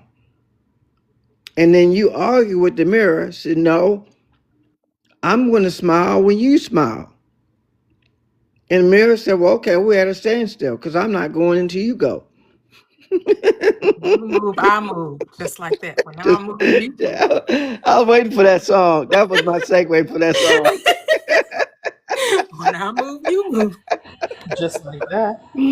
Just like that. Just When I like move, that. you move. Just like Just like that. that. When I move, you move. Just like that. Hell yeah. Hey, DJ, bring that back. You're the DJ. Bring that back. There you Woo! go, GD. There you Go go, ahead, GD. Gigi. Here you go. So when we fully lean into and embrace that understanding, that's you taking back your power through your awareness. Taking back your power through your awareness. You're remembering that you are the God of your universe. You truly are. And the only way you can go back unless you allow yourself to. And those things that you're thinking about, because thoughts are things, I know you keep hearing us say that, because they truly are. And they become more and more collapsing into reality, the 3D, by the attention you give it. Mm. But first, you got to be aware that you're the one giving it to Mm. them. Nothing is happening to you, is happening because of you. Can I say that again? Nothing is happening to you, is happening because of you. You're it. You are the first and last Mohican. You're it. You're it. There is nobody else outside of you but you. And only if you really put your mind to it, there is no outside of you. It can't be, because all things are you. Everything, energy is you.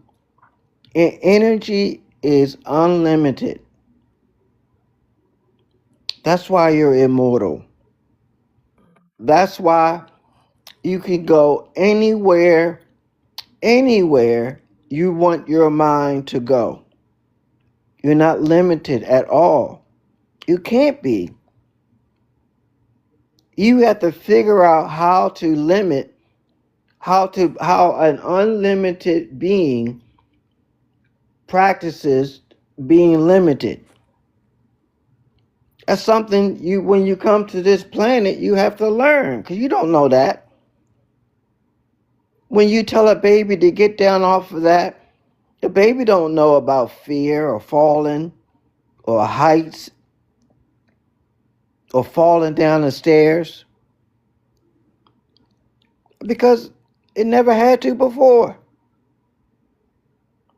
So that's all I had to say about this chapter. Yes, beautiful, beautiful. Don't forget to double tap the screen. 50K the easy way. We're almost at 40K.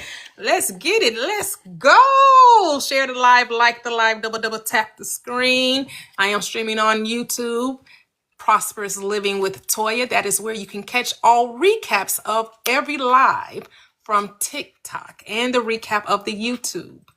Go subscribe to my YouTube channel. Follow me on IG, Facebook. Join our Facebook group, Prosperous Living with Toya. My name on IG and Facebook is Toya Janine. You can find the links in my bio, the link tree. I have the link to my email, my free books, my books that cost the premium. I got some stories in there that's going to help you understand more, especially for children. I know a lot of you will say, oh, Toy, you should have a book for children. Guess what? I got a book for children now. Got the Art of Revision, got the Radiant Life, the recipe for a radiant life, the recipe for a wonderful life. The Art of Revision is a story between Grandpa Alec and his grandson Mikey. My grandson name is Michael. I use my husband's middle name. His middle name is Alexander. It's a play on his middle name. So Alec, Grandpa Alec, and Mikey. And Mikey, was trying out for the basketball team and had to do some revision. And go get the book. Read it to your children, your grandchildren, young people in your life, and you want them to truly understand the power of their mind, the power of awareness, the power of belief, the power of decision. Go get those 3 books, The Radiant Life and the Recipe for Radiant Life and the Wonderful Life. Those are grandma and aunt type, those older wise women with the younger generation. So I have it for boys and I have it for girls, and I offer a 3-book set, the Manifest Your Dream Life bundle. Go get it. It's on Gumroad. I'm also on Amazon, guys. Now I decided, if you find me on Amazon, you find my books, I'm charging. There's a fee for all of them. But if you find me on Gumroad, the 3 I made free in the beginning, they'll still be free on Gumroad. But if you want to, you can patronize me on either platform. But if you find me on Amazon, there is a fee attached to it. And if you find me on Gumroad, I still do have 3 free books on Gumroad. But I'm just like, this is my reality. We get to create whatever reality we want to. You get to say whatever you want it to be. And, no more justification, no more explanation. Just let it do what it's going to do. I'm going to end this chapter with this statement that I highlighted. He says, the man who at will can assume whatever state he pleases has found the keys to the kingdom of heaven. The keys are desire, imagination, and a steadily focused attention on the feeling of the wish fulfilled. To such a man, any undesirable objective fact is no longer a reality, and the ardent wish no longer a dream. And then he quotes Malachi 3:10. This is usually associated with the tithe. I'm sure many of you have heard this script. Prove me now herewith, saith the Lord of hosts, if I will not open you the windows of heaven and pour you out a blessing, that there will not be room enough to receive it. What is the command in this script? What is the directive? Prove me. You got to apply this truth in order to know its truth. Be not only hearers of the word, reminds James, but be ye doers also. You got to apply it. That's how you know it. Knowing comes through experience.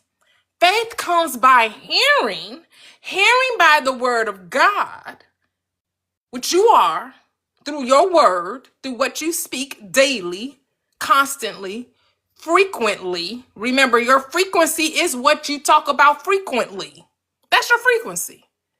Whatever you give your attention to has you. So does your dream have your attention? Are you assuming the position of that which you desire to be, to do, and to have? Are you hoping it was so? Which means you're wishing, guessing, maybe, crossing your fingers, crossing, hope to God, hoping, God, please, please, please, please, please. Are you begging? Are you bargaining? Or do you know? Are you being still and knowing that I am that I am? I am whatever I say. Whatever I attach to that I am, that's what I will be. As Gigi reminds us, you're perfect. What is perfection? Whole completion, you lack no good thing. As Mia reminded, who told you you was naked? Who told you you were negated? Who told you you didn't have everything? Who told you that? Who told you that you were less than? Who told you that you were poor? Who told you you were a sinner? Who told you that? Who told you that you didn't have everything? Who told you that you lacked? Who told you that? Because I gave you everything. I gave you the Eden. I gave you everything. I gave you everything. Who told you that you didn't have everything? Where did that thought come from? Oh, you ate off the tree of knowledge of good and evil? You decided there were two powers. Oh, that's where that belief came from. You took on the knowledge of a negation. You took on the knowledge that there was a source of evil. When I told you there's only one power, there's only good, there's only God, there's only I am. But you say, I got to know for myself. I got to know that I am the cause. So let me eat off this tree. Let me prove to myself of who I say I am. Because that's all they had. That's you're experiencing being the cause. So it wasn't out of disobedience. It was out of proving. You were experimenting. You wanted to show yourself who you are, to know yourself, to thy own self be true. So let me eat off this tree. Let me take on this belief of two powers. Let me see what good and bad gonna bring. It's all a dream. It was all a dream. I used to read Run Up magazine. Because what did it say?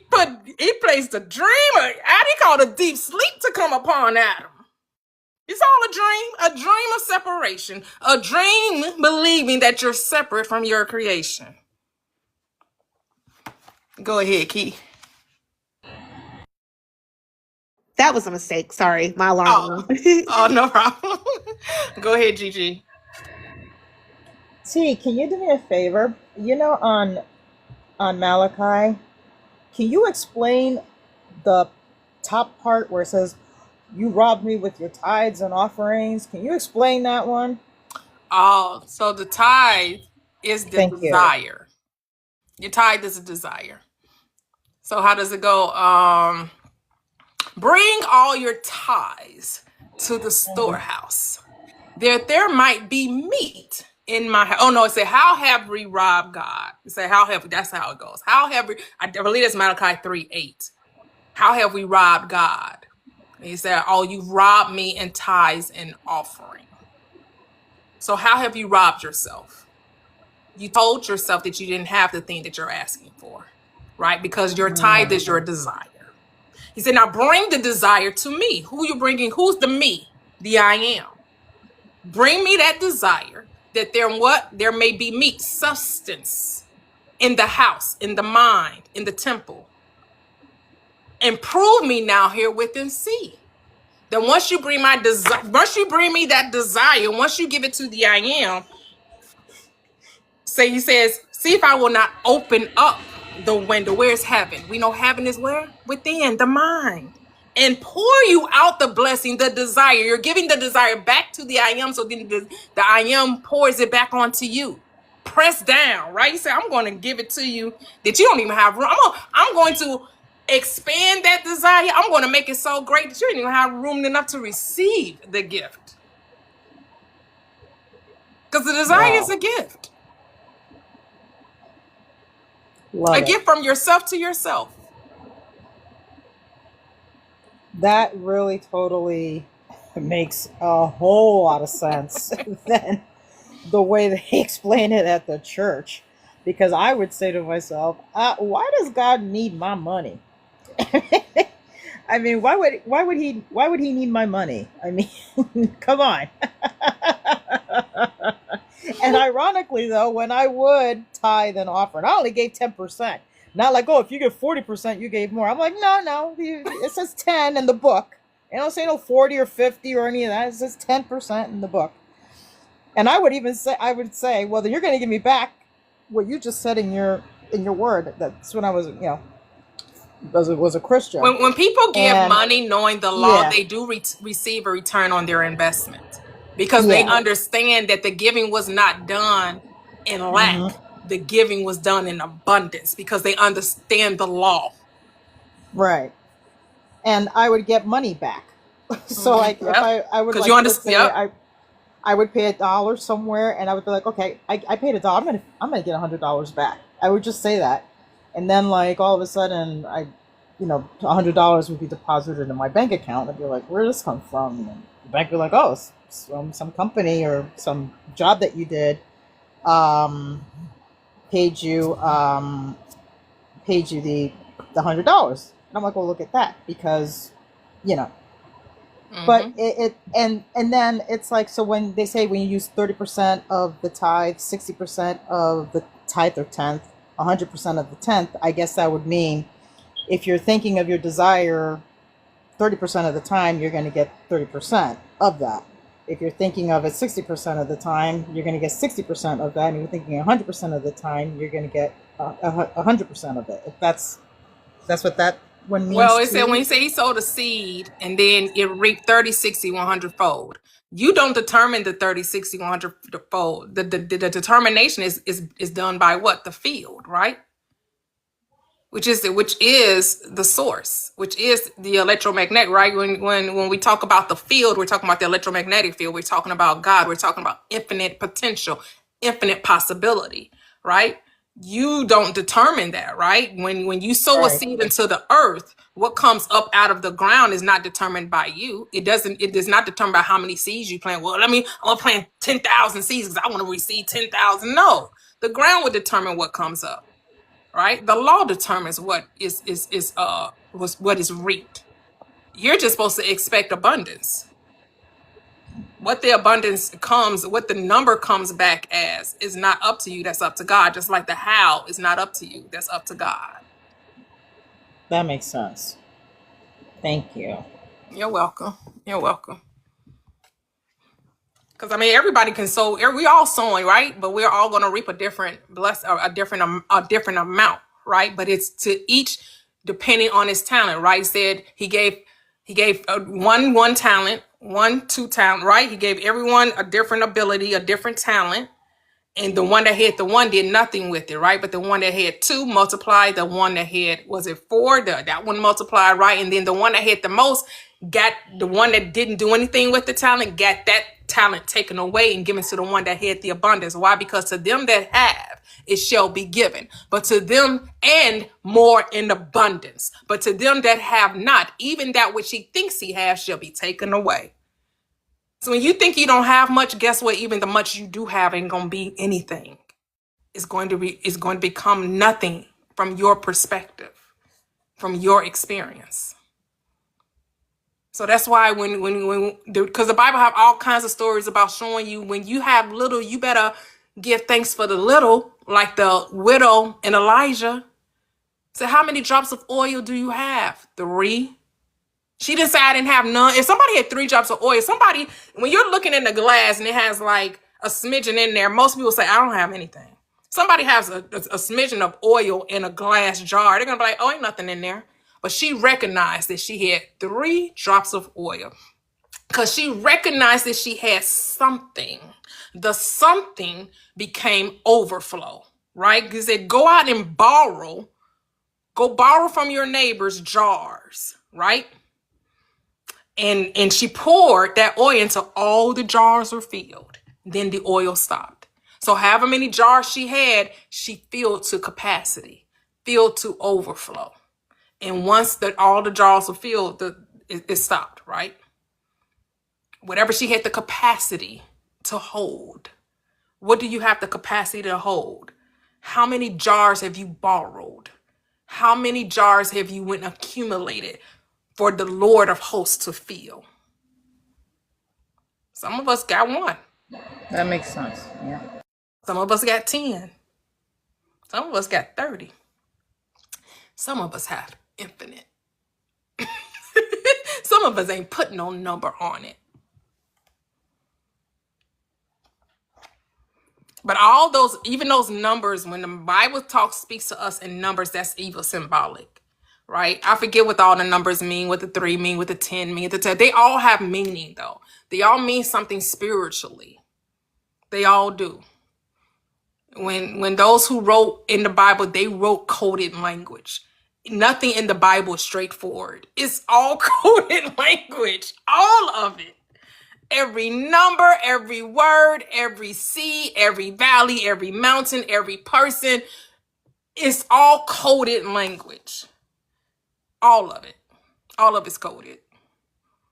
That's why that's why Paul said you can't read. He says, study to show thyself approved. A workman that needs not be ashamed, rightly dividing. No, you can't read the Bible. You have to study the Bible. You have to meditate on it. You have to decode it. You have to decipher it. You have to pull it apart. Because it's parables. It's allegory. It's symbolism.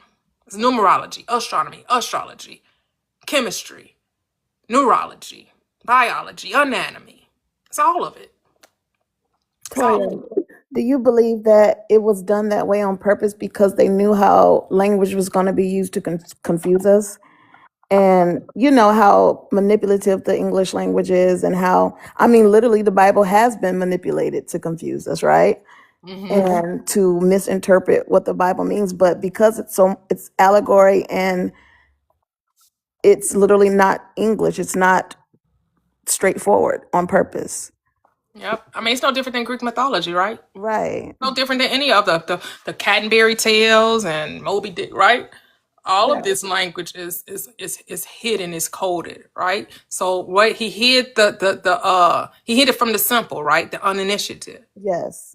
And those who would seem to be wise in their own eyes, because he takes the foolish things of the world to confound the wise. Right. You have to be really genuinely wanting to get the information to pull it out. You can't just, oh, here's a book, read it, and that's it, because it can be manipulated in a way. And they've already tried to do that. But I think when they figured out that, people don't read and seek to find on their own, you can kind of give them the information and interpret it in either way, and kind of like church, right? You get a pastor and the pastor's up there telling you what it says. Most people in the audience because don't most read people it. know God from might, right? From Yes. power. And that's how man decided to rule the earth, through might, through power, right? And then he had to come and say, well, actually, it was never through might or the will of man, but the power of God, which is what? Mind. It was always supposed to be mental. It was never supposed to be physical. Exactly. And because it's always kind of been aversive to do that,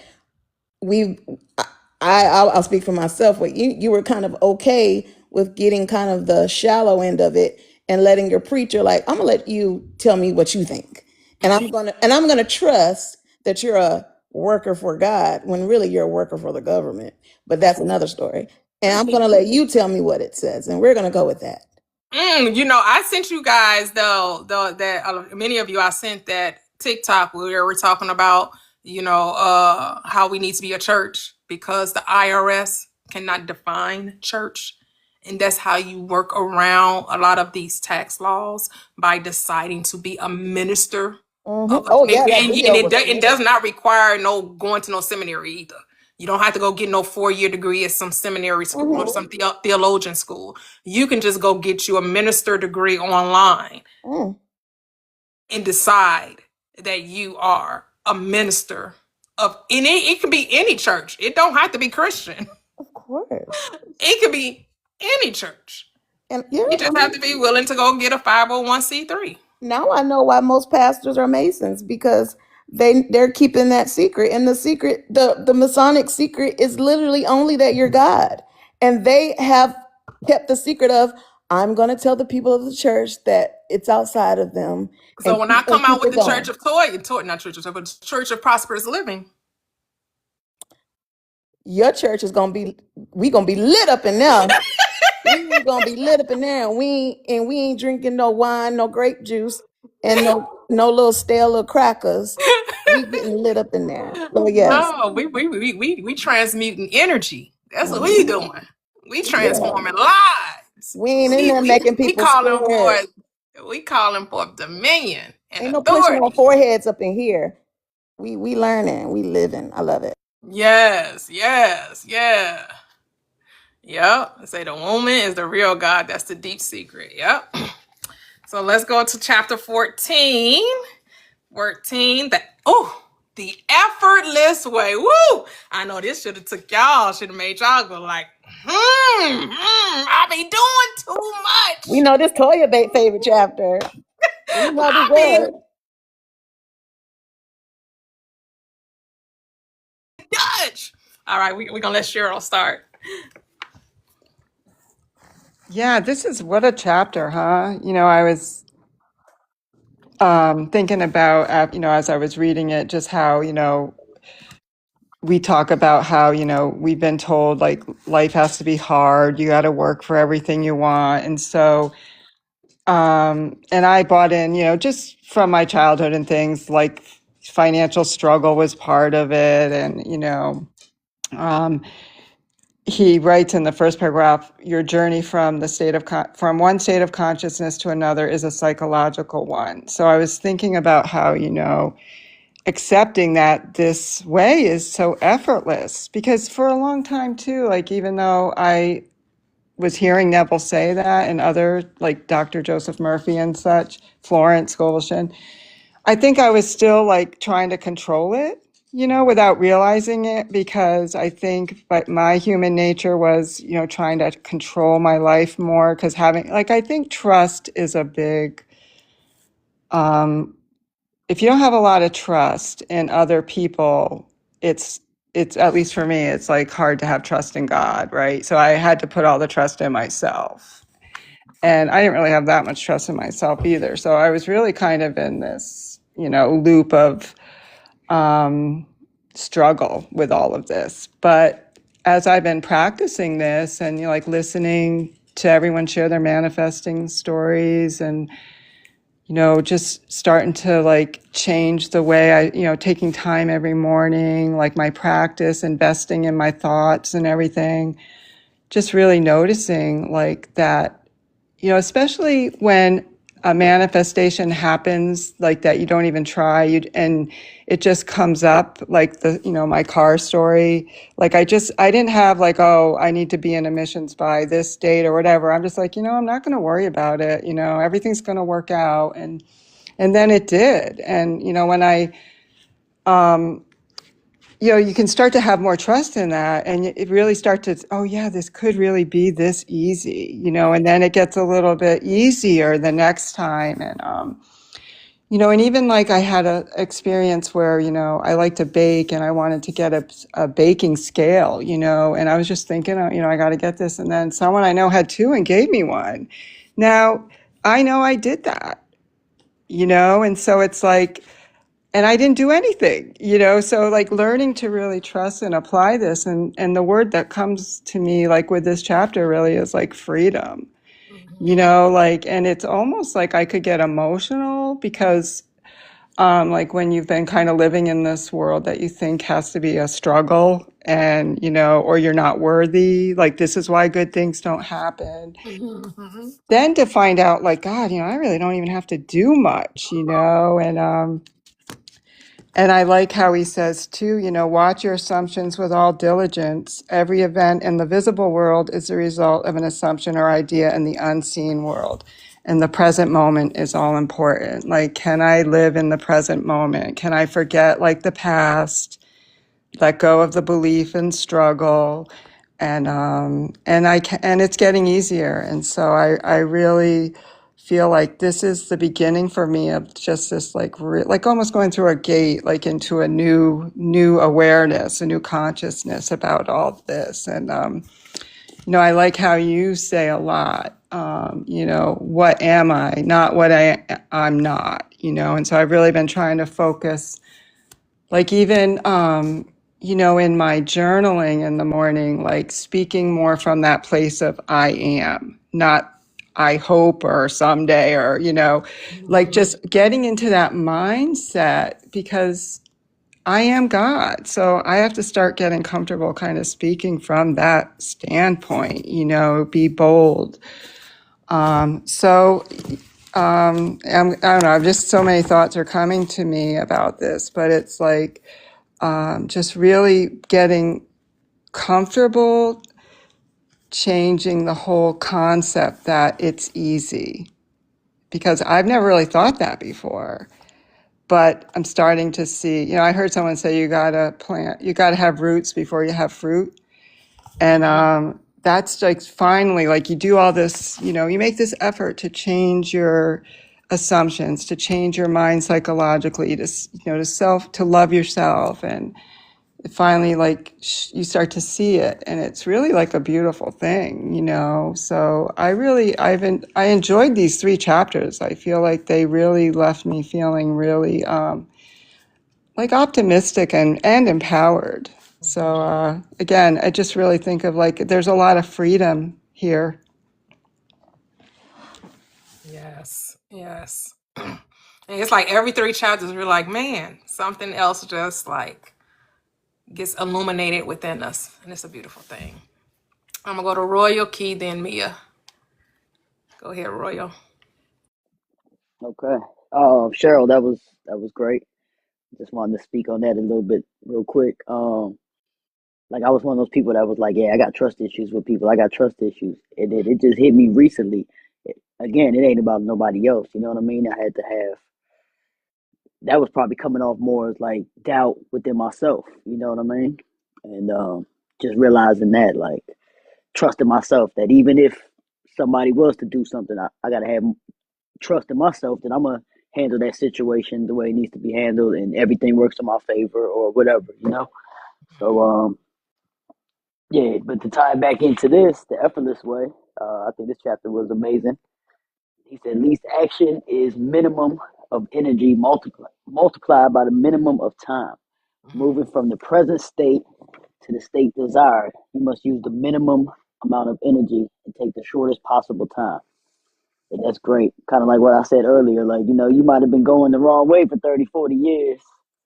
And in an instant, you could just change that just by changing your assumption of what it is, who you are, you know.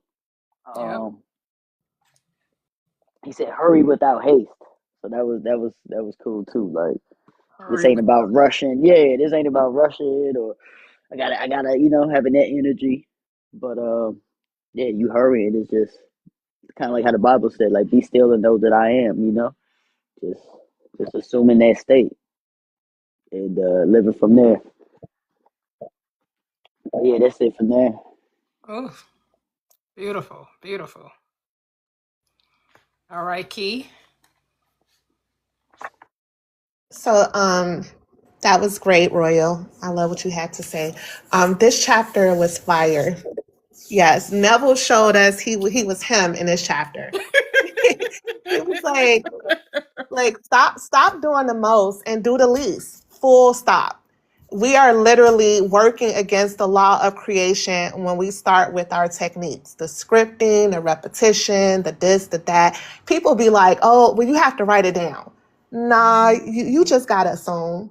Stop managing and forcing. Like even nature, it always takes the shortest and easiest path. Water travels downhill. It could be a mountain in a way. And if that mountain is the easiest path, the water will carve through a rock. Like, excuse me, mountain, your Yup. way. This is the quicker and easier way. And when it's assumed, events reorganize faster than effort, like ever could. And Neville and you always tell us that creation is finished. We aren't making something happen. It reveals because it already exists. God is all. That means everything. That means everything already exists. And because, we use the word everything all the time, and I know I do, but in this chapter, it occurred to me that we've been using it casually without understanding the scope because it means every circumstance, every person, every opportunity, every outcome. Like there's nothing that exists outside of consciousness. All is yours. But when we say all is yours, what we say when we use the word, we secretly mean everything that we feel comfortable taking responsibility for. But if everything truly already exists, then force doesn't make sense, does it? Like, how can you force something that already is? Effort doesn't make sense. Basically, you trying, you're just interfering. And as Medea say, go sit down. Go sit down.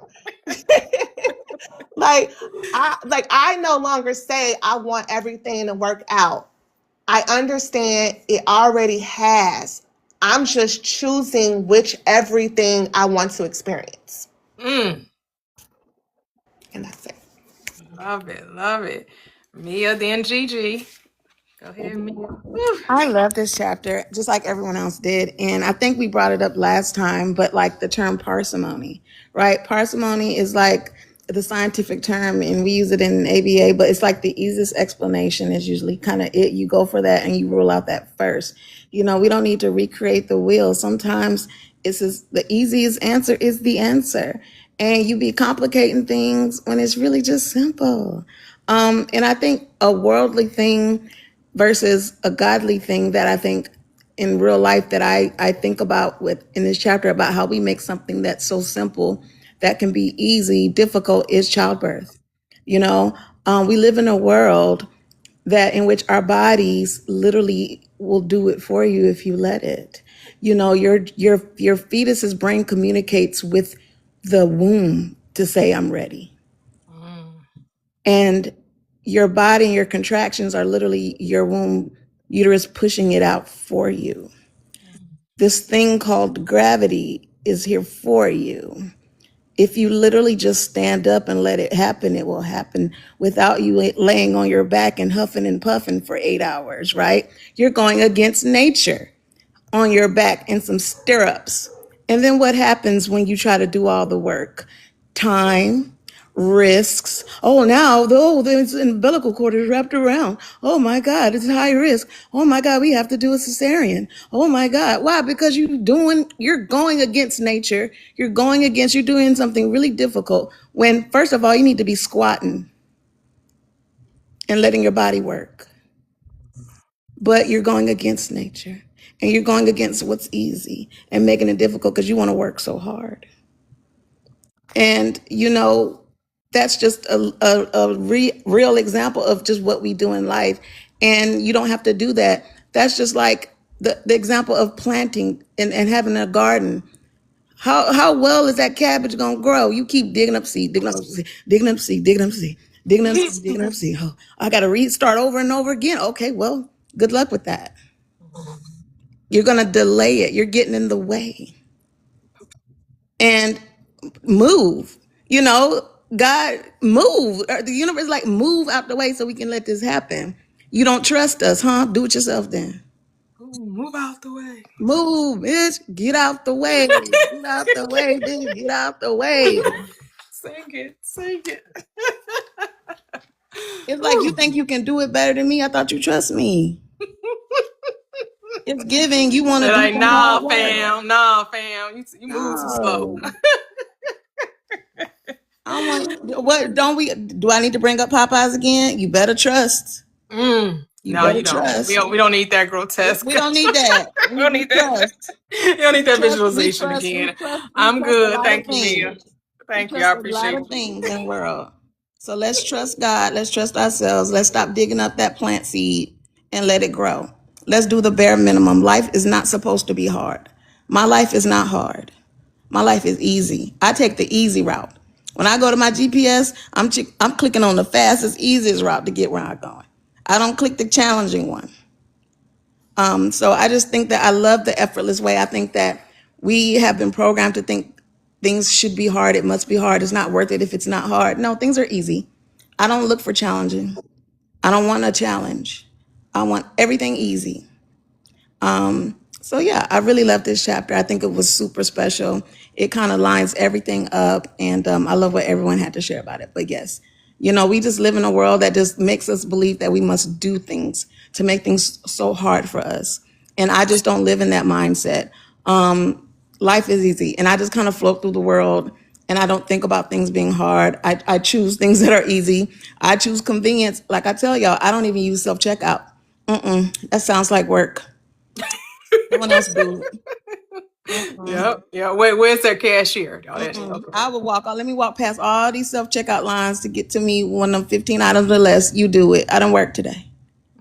Yeah, my daughter said she don't even shop. She, Instacart for her. She don't gotta walk. She don't gotta walk into a grocery store. I had Instacart me. Yes. Like Instacart me. I had my groceries delivered this week. Come, just put it at my door. Yep. Yes, absolutely. I need the easy life. So, and there's nothing wrong with that. It's not. The world is here to serve you. There's See, we no keep telling that struggle. we're here to serve the world when the world is here to serve you. The world works for me. The world is There here. is no struggle awards. You don't get one. There. You don't. They don't put one on your casket. You don't get a discount when you die. There's no bonuses for that. So yeah. Love it. Love it. Go ahead, Gigi. And then we'll go to A-Town. What this chapter, The Effortless Way, was a wow. It's wow. And what got me was where the heart is your assumptions. Oh my God. Out of the abundance of the heart, the mouth speaks. Out of the abundance of your assumptions, the mouth speaks.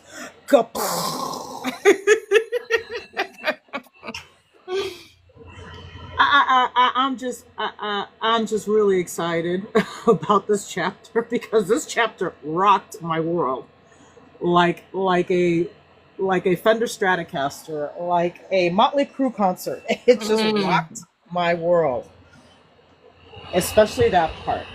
An assumption brings the invisible into sight. It is nothing more nor less than seeing it with the eye of God, imagination. So whatever you're assuming is what you're experiencing in. Wow. Yeah. Which actually got me into doing some pruning in my assumption heart garden. And a few weeds had to be cut out. And some new things had to be planted.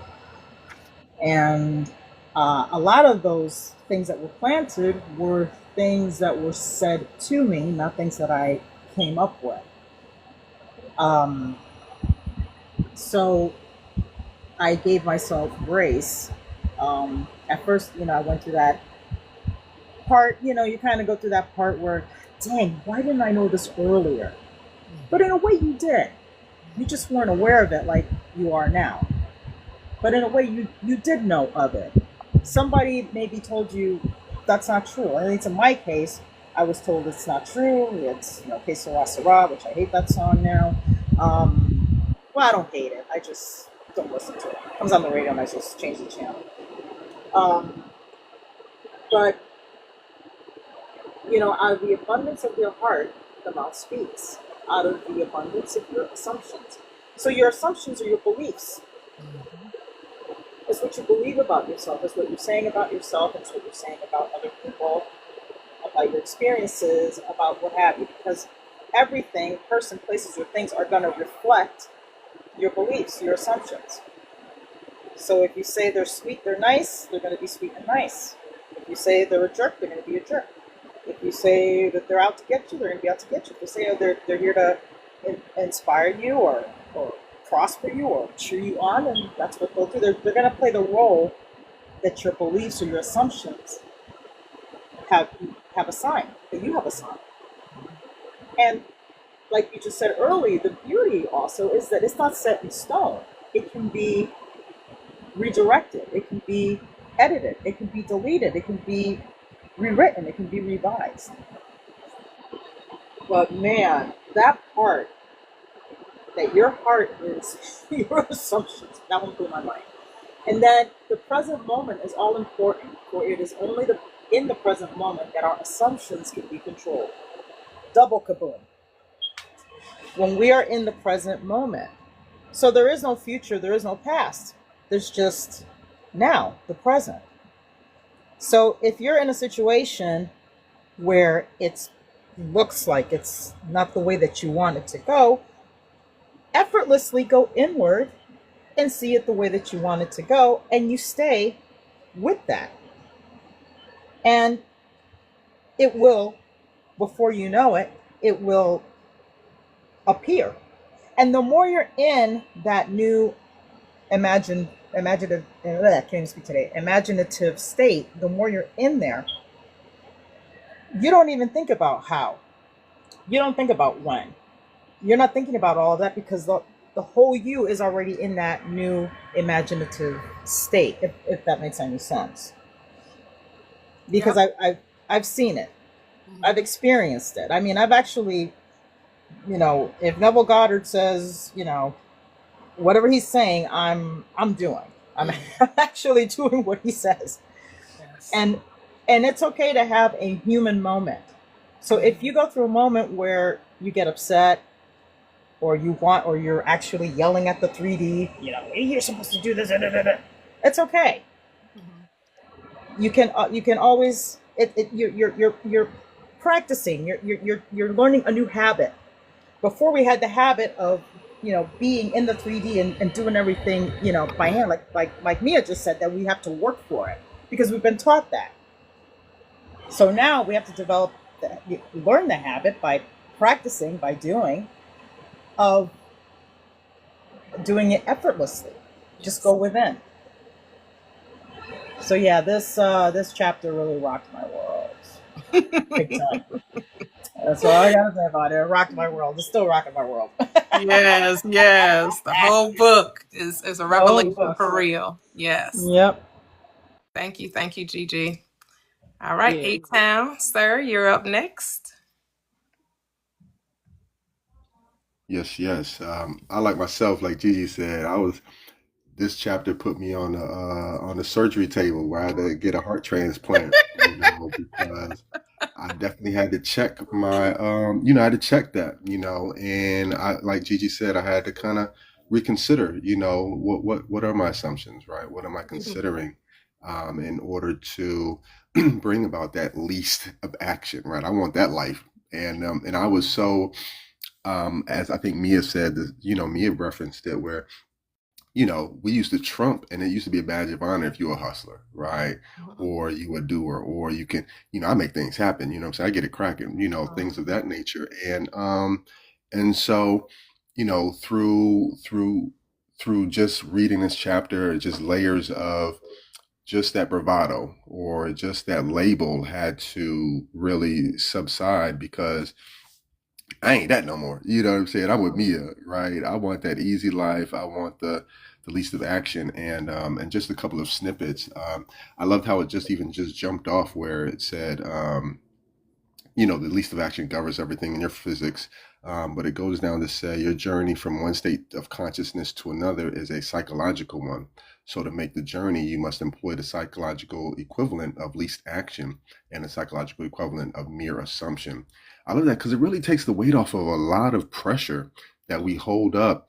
And that it goes back to the to our book. What's the book we read? Oh, the busting loose. Yeah, busting loose. Like, right. If, and for those who are not a part of the book club, this is a short plug. Get in the book club. Oh, yeah. And shout out to Raphael. He joined the book club, and he didn't have a lot of followers and stuff. So he's on not probation, but we just looking out, making sure he's a real, not a bot. But yeah, busting loose really demystified a lot of that, right? Where money's not real. It's in the her links in the bio, Facebook group, Swavy. And but to know creation is finished, right? What you desire already exists. Like, who would have thought that? I guess it wouldn't have been beneficial or profitable for the preacher to say, your desire already exists. Church is over. You know what I'm saying? That would have skipped offering. That would have skipped the trying to throw people to the ground. That would have, his fifth offering, say tithes and offering jump. You know what I'm saying? So, we got to understand where our currency lies. Our currency lies in assumption and in taking least of action, knowing and already deciding that what we desire already exists, because it says it excludes from view. It is excluded from view because you can see only the content of your own consciousness. So, yeah, it is a good hustle. You know what I'm saying? You got to love it, Yeah. Yeah, but hold on, A-Town. Someone's in YouTube asking for the chapter. So this discussion is chapters 12, 13, and 14. We're right now discussing the 14th chapter. Next week, we'll do 3 more chapters, 15, 16, and 17. Starts at 10 a.m. Central Standard Time on Saturday.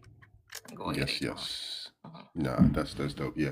Y'all share,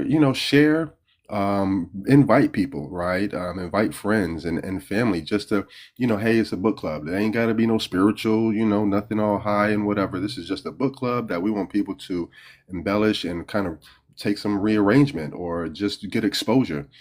Because that's where it started, I guess, for a lot of us is exposure, right? Because I don't know any person that just came across all this and just, automatically dove in and they were transformed or they were just automatically just running with it, right? They had to be exposed to it to nurture and to kind of have some inner reflection and to be able to, make it theirs and to kind of line things up in order to, okay, yeah, I'm done with that. Let's bring on, the newness. And so just being able to get people exposure. I love sharing, our clubbing and even the Wednesdays too, because, all it takes is exposure. All it takes is the right, Mia, Gigi, Cheryl to say the right experience, in order to, chapter 14, Swavy, just it takes that right exposure for them to gain a new perspective. Once they get a new perspective, you get a new perspective of assumption, I'm saying, bananas, or just the effortless way, what we're talking about. You know what I'm saying? It's bananas. It'll change people's worlds. And so I just wanted to highlight a couple things. And this is where I was on the surgery, right? It says the heart is the primary organ of sense, hence the first cause of experience. When you look on the heart, quote unquote, on the heart, you are looking at your assumptions. Assumptions determine your experience, right? So for me, okay, then it says, watch your assumptions with all diligence. To me, that diligence part, that's where the sort of work comes into play, right? That comes into play where you have to, and in the beginning, when I was talking about chapter 12, is like where it's practical now. This is where you have to, how much do you desire? How much? Because a lot of times people, and I'll say even myself, myself included, where it's not that we don't it's the lack of the desire, right? Where Mm. we give our perspective or perception to other things, and therefore, how much do you desire the new you or the desired results? And I think it's out of the lack of desire that there comes from the fear, right? Fear is just you haven't quite matched, you haven't quite gotten to the point of desire, right? You still missing it, you know what I'm saying? And of course that's sin, you know what I'm saying? Missing the mark. And so for me, I'm just in love with chapters. I'm about to go reread it, you know what I'm saying? Because I do the audio, but I do reread prior to, or in conjunction to. But I do, suggest that people not only get the audio book, but also get the get the book or get the digital copy. It's in our book club where you can download it. It's free PDF, whatever the case is. And yeah, I think I'll land. Hold on, let me see. Let me land there. Assumptions. Oh yeah, assumptions have the power of objective realization, right? Every event in the visible world is the result of an assumption or an ideal in the unseen world. And this is what I was telling a friend of mine, where it was like everything. I think I was talking to a client or a prospect of mine, where I was going over everything that they was in their house. Somebody had to create it, right? It had to be an idea in order for, they basically just monetize their ideas. You know what I'm saying? That's all we have. The phone, the pens, the paper, the keyboard, the phone, everything was just an idea. Everything was just an assumption of a desire, right? I don't want to sit on the floor no more. What can I create that has four legs that I can create stability with and that can be comfortable for me? I don't want to cook outside on the fire no more. You know what I'm saying? How can we get heat to, you know what I'm saying? All this other stuff. So, just honor your desires, honor your ideas, love yourself. You know what I'm So when saying? you say honor And your desires, how do you honor your desires? I honor my desires by giving it my complete attention, by being able to be immersed in the feeling, and not just saying it's okay. So I have a vision board, right? So I do everything, right? I don't. I use if it's a part of me, I'm gonna use it, right? So I write down my ideas. I look at a vision board. I don't do it habitually, and it's not subjective upon if I get what I want or not. You know what I'm saying? I just want to let that be clear. You know what I'm saying? You ain't got to do the 3-6-9. You ain't got to do the, all these little nervous system steps. You ain't got to do all this crazy crap. You know what I'm saying? It's not crazy. I apologize. Right. But it is crazy when it comes to the point where all you need to do is assume. All you need to do is be. All you need to do is take the least of action. Right. That's what I'm comparing it to. You know what I mean? When I'm saying crazy, it's no demise of anybody's ritual or Because whatever. what's least action for you is going to be least action for me, right? Say that again. What's least action for you is not going to be least action for me. Correct. Because your Correct. least Correct. action is I'll do a vision board, I'll write it down. I don't do none of Correct. that. But Correct. is what you're doing wrong? No. Is what do what you feel what you're doing is work? No, it's effortless for you Right. because it's Right. just who you are. I want Right. to see it visually on a board, so I do Right. that. I want to Right. script it, so I do it. It's not I Mhm. have to do it to make it so. As long Mhm. as you're not doing it because you think that's a requirement, because Mhm. then you're out Exactly. of order, right? Yeah. Because then you're out Yeah. of order. If you're That's a thinking, fact. oh, the only way it can come is I got to put it on the board, Mm-hmm. but then you're not accepting that it's already done. Mm-hmm. So Exactly. you miss your mark. It's no longer a state of consciousness. It's performance based. Exactly. It's performance. Yeah. Yep. Because Yeah. it was done before you even put it on the board. Correct. Let's get that out the way. Right. Yep. It was Right. done before you ever wrote it down. Mm-hmm. Mm-hmm. Because when you And I asked, just I wanted. answered, and while you were yet speaking, I did appear. Go ahead. Mhm. No, I was just going to add too, where you had asked the question where, because it's a thought, go to the go to the best case scenario. I no longer, and I'm working through this where I used to be the worst case scenario king, right? Because I was always having to battle the flops of life. You know what I'm saying? Like the world was taking me on the loop rather than me directing the loop. You know what I'm saying? Ooh, I like that. And to be in that habitual cycle, Lord have mercy. You know what I'm saying? It is the worst thing popping. You know what I'm saying? Because then you can't even see people as divine. You can't see yourself as the God nature that you are. And I'm just so grateful and elated to be, amongst y'all, being able to chop it up. Because I need the Cheryls, I need the Keys, I need the Kevins and the Gigi's and the Royals and the TTs to be able to really create this picture of, okay, I want to be in this picture. You know what I'm saying? And the last thing I wanted to say is, if it's an idea, if it's a desire, go all the way in there. You know what I mean? Don't just play with it, teeter totter, and then go back to your reality or the 3D, what you see. Like really go in there. What does it smell like? What does it feel like? And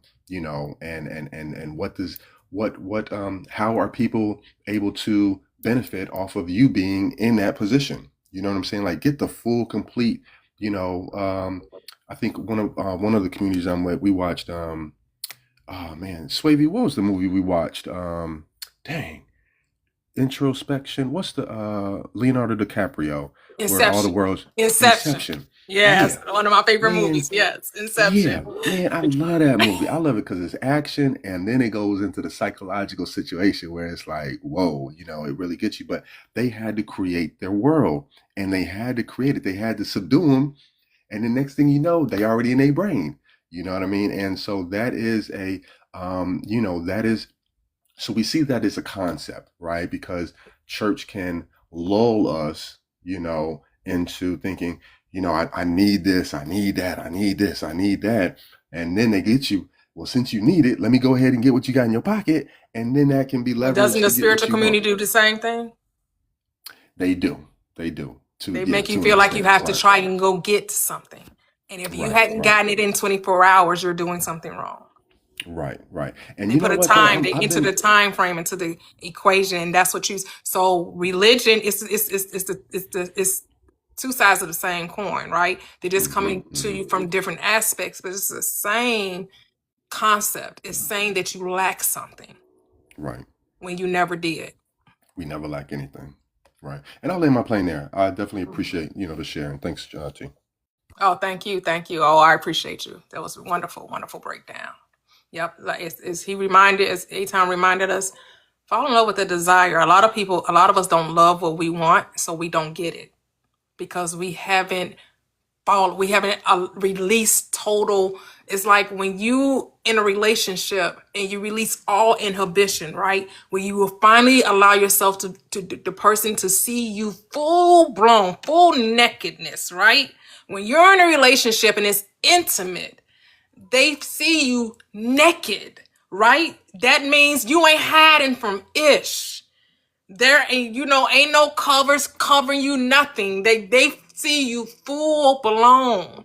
That's how you have to be with your desire. Like, let go of the inhibitions. Allow yourself to fall head over heels into your desire. As Neville Goddard would quote the script, I don't know where it's found. I'm assuming maybe it's in Proverbs or Psalms. He says, as the heart pants after the water brook, so I pant after you, right? So I desire you or go for you, right? So the heart is the deer. It's going to risk its life to get to that water.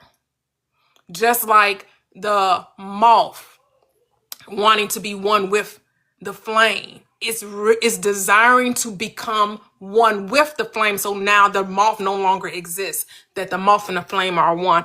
Is willing to die to its current reality, its current state, to be one with that flame. Are you willing to die to your current state of who you say you are now, to be the thing you say you are, to be the desire that you want to be?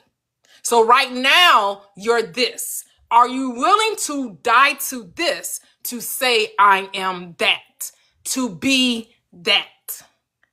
Are you willing to do that? Because that's what it takes. In order to assume a new state, you have to die to the current one. You cannot occupy two states at the same time. You got to hate the one to love the other. You got to let one go in order to embody the other. All right, Kev, you're up next. Wow, that was perfect. That was effortless. the way that we are, God doesn't know struggle. And when we are struggling, we're not operating out of our God power.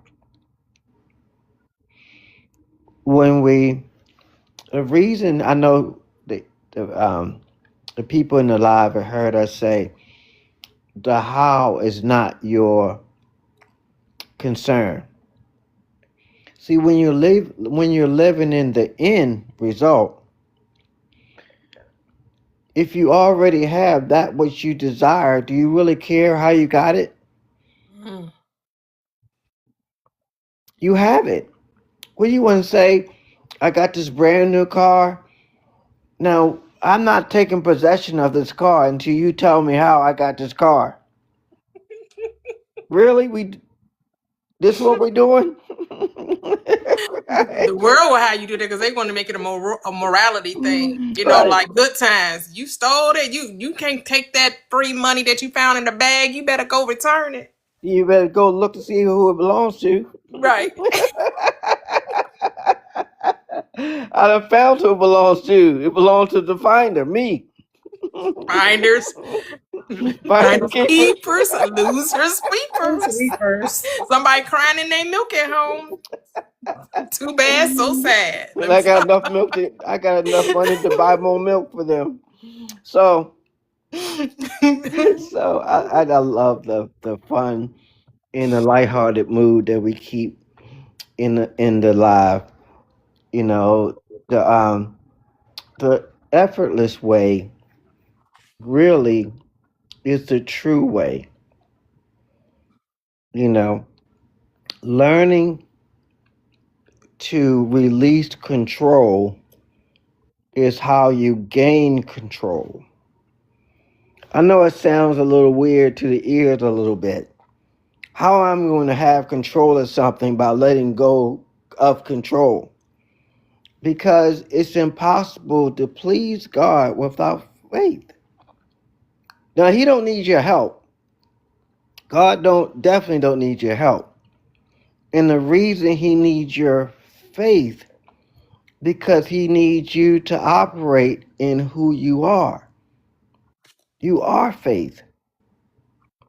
That's all you know. Your imagination is your faith in action.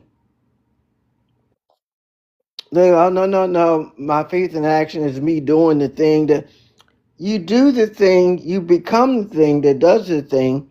It starts with you having faith that you are the thing. You can't become what you're not aware of. You can make mistakes or make errors of not knowing or walking in your lack of knowledge of a particular thing. But I mean, we say if you know better, you're supposed to do better. And knowing who you are is the beginning of starting to do better.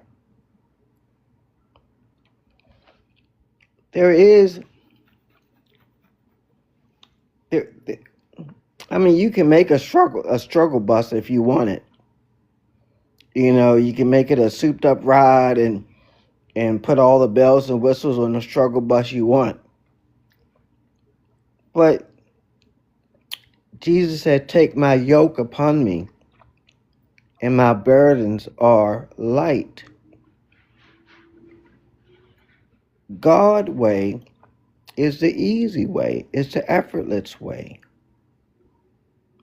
And the more we lean into what we don't have to do of releasing as far as our control, we gain control by our faith in living in the end, by becoming.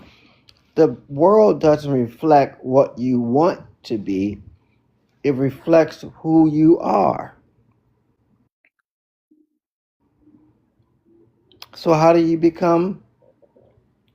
Through your faith. You just accept what you desire. You accept that's who you are. You don't question whether or not you deserve it or not, because if you do, you won't get it. Mm. When you are it, I mean, I don't put on a pair of shoes and wonder if these shoes are for me, if they fit. No, I'm making fun of it a little bit. Yep, God needs no justification, like He you said. doesn't. To whom he called, he He justified. And who justified. he foreknew, he predestined. That Right? part. That part. You know? That part. Your desire is a foregone conclusion. That's why it's always yes.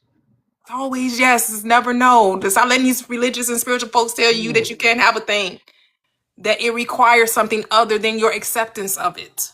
And you never have to beg. Did you beg to get the thing that you don't want to happen? Did you fast and pray to get the thing that you don't want? No, you just gave it your attention. It's as easy as that. If you don't want that, change the channel by changing your attention. Yeah. Because what you feed, what you give your attention to, where your attention goes, your energy flows.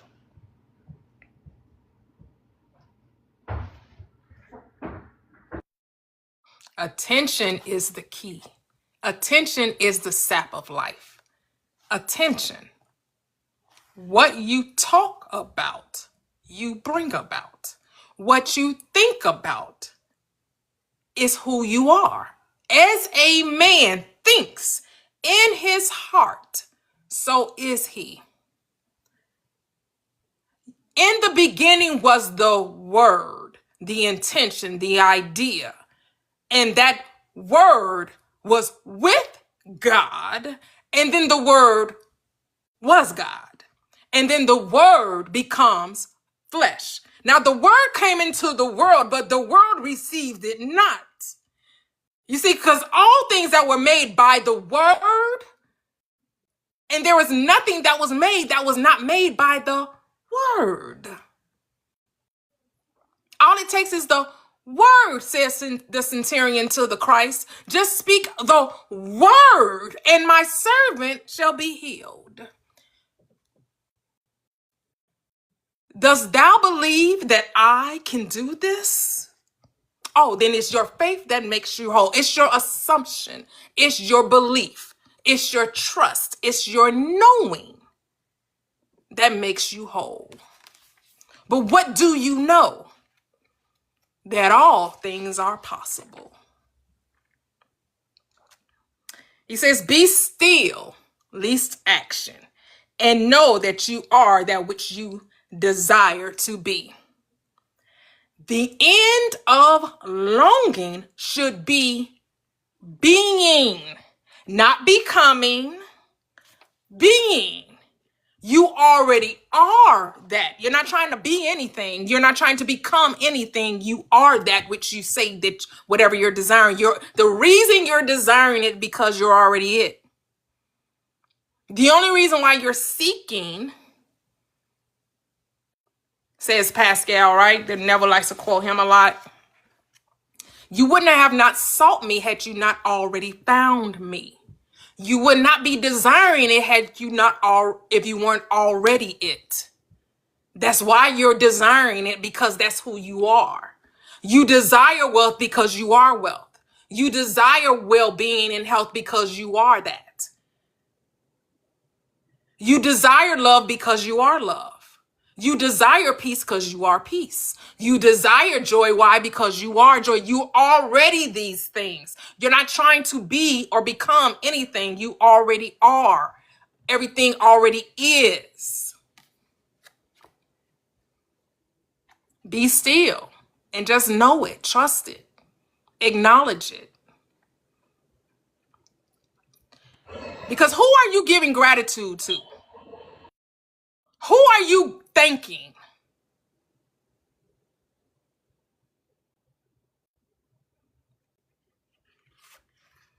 No one to thank. It's no one to show gratitude to. It's nothing to appreciate. It's only to command. God says, let there be, and it was. God didn't say, oh, let me give thanks before I give this, before I make this thing happen. Thankfulness is thoughtfulness. To think is to thank. We changed it along the way, but originally to thank was the past tense of to think. To be thankful was to be thoughtful. Now we make it a sign of gratitude, of thanking something outside of us, where there's nothing outside of us. There's only God in the world. There's nothing else other than you, than the I am. There's nothing to thank outside of thyself. So if you want to thank yourself, hey, you want to appreciate yourself, all right? Giving gratitude to yourself, understand that that's all you're doing. But why would you even need to do that? Just because somebody told us that we had to?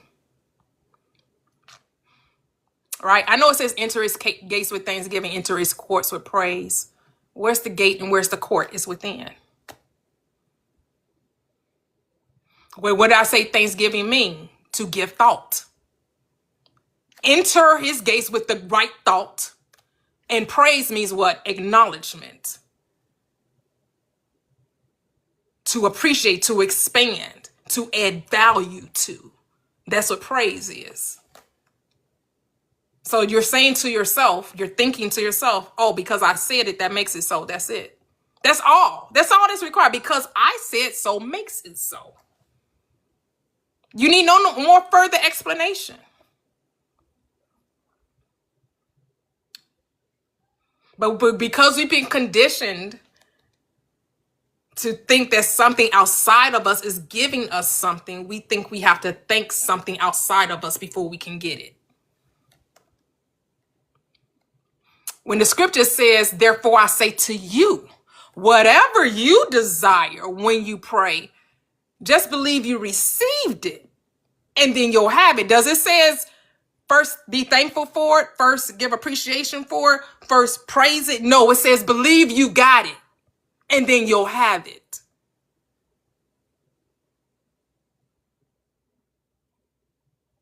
Acceptance of the end is all that's required. Acceptance, because that's what believe means, to accept a thing as true, to make it real for you, to act as though you're already the person you desire to be. Then what does that look like? That's what you have to settle in your mind. You have to draw that conclusion within you. Now that I am this, what does that look like? Go ahead, Gigi. Yeah, that makes perfect sense, because when we're going, like Kev was saying, and I also reiterate this a lot, that when it's something that we don't want, we don't give thanks for it before we experience it. We accept it, right? It's like, like my husband, when the cop pulled him over, and he was already accepting he was getting a ticket. He didn't say, oh, thank you, I'm getting a ticket. Or, what do I have to do to get this ticket? I've been asking for getting this ticket. Where's the ticket? No, he automatically assumed he was getting the ticket. And I'm like, not in my reality. You're not getting it. Maybe in your reality you are, but not in my reality. In my reality, he's letting us go and giving us a warning. He's letting us go and giving us a warning. He's letting us go and giving us a warning. Now, do I say thank you? Yeah, I do. But I know who I'm thanking. So I say thank you. No problem. But, at that moment, I wasn't thanking anybody. I was just saying, we're not getting a ticket. He's letting us go. Look at that. He gave us a warning. And I just stayed that, and I pictured that in my mind. And whenever that little doubt tried to come in, I would rewind that tape and repicture that again. And we didn't get a ticket. But the point is, it's like he says here, thus, with least action, through an assumption, you hurry without haste and reach your goal without effort. Because creation is finished. What you desire already exists. It is excluded from view because you can only see the contents of your own consciousness. But it's already finished. Everything that you desire, what you perceive as good or bad, beautiful, ugly, what you want, what you don't want, positive, negative, etc., it's already created. It's already done. So I've been telling myself, Rockstar, why are you working so hard with the things that you desire, when with the things that you don't desire, you didn't work so hard? You didn't script. You didn't say, well, how am I going to get this? You didn't sit there and affirm over and over and over and over and over and over robotically, none of that, right? 100K, 100K, woohoo! Yeah, hey, you didn't do any of that. So flip it. Yep. Why am I not getting a ticket? Because I say so. Why is the cop letting me go? Because I say so. Yep. Why am I beautiful? Because I say so. It's already created. It's already finished. So choose which way you want to go. You don't have to work that hard. I mean, yeah, this chapter, like I said, it's a rocking and a rolling and a rolling and a rocking. Hey. Yeah, it reminds me of that Natasha Bedingfield song, Unwritten. It's like she has a lyric here that says, you speak the words on your lips. No one else can feel it for you. Only you can know it in. No one else can speak it for you. Only you can speak it. So write your story. Speak your words. Today is where your book begins. The rest There is where your book the rest is still unwritten. Yep. It's a great song. And it's a song about manifestation. rain on On you. your lips, no one else can feel it for you. Only you can let it in. No one else can speak the words on your lips. Judge yourself with words unspoken. Live your life with arms wide open. Today is where your book begins. The rest is still unwritten. I'm downloading that song. I'm like, holy shit. I mean, pardon my French. Holy shit, it's a book about it's a song about manifestation, son of a bee. Everything is always communicating. God is always communicating with itself. The world is always showing you who you are, what you are aware of. So I realized I got to change some stuff in my reality, some things I got to stop being aware of, right? Some things that I feel were unwanted. I'm like, oh my goodness, I was giving my attention to this. Oh, time to rephrase that. I'm not even going to talk about what it is. I'm just going to reframe it. I'm going to reimagine. I'm going to imagine differently. So I see only the good in the land of the living. As the psalmist David would say, oh, I would have fainted had I not seen the goodness of the Lord in the land of the living. That's why you can't watch this news, because the news is not showing the goodness of the Lord in the land of the living. It's not giving you the good. It's not giving you the grand. It's not giving you the beauty. You have to decide that it is. You have to choose that it is, because I said before you this day, I call heaven and earth before you. And I said before you, good and evil, blessings and cursings, life and death. Choose life. So I have to be diligent about choosing life, which should be effortless, because why? There's only life. For I am the God of the living and not the dead. I am the life. I am the truth. I am the way. I am the resurrection. I am. So as I am, so shall my world be. And so if I'm seeing something that's out of alignment with who I say I am, then I know I'm the creator of it. So guess what I get to do? Repent. Repent, because the kingdom of my good is at my hand. So I got to change my mind. I got to think differently and start just focusing on what I'm creating and not how somebody else is creating in their reality. The only thing I could do with them that have created the unwanted is to transmute it. It's to change it. It's to alchemize it. To think on the lovely and the true, the honest, the noble, the just, whatever thing is of good report and praiseworthy. We always got a choice. And whatever we're seeing, we have to, if we're privy to the unwanted, we have to give it a different, we have to rename it. We have to reframe it. We have to transmute it. We have to decide to transform it. It really is like Abraham Hicks. When I used to listen to her, she would say, you almost do have to put your head in the sand. You really do have to put your head in the sand, because the world would try to tell you what you should think, what you should be believing, what you should be giving your attention to. And whatever you give your attention to has you. So you got to decide to change to change the channel.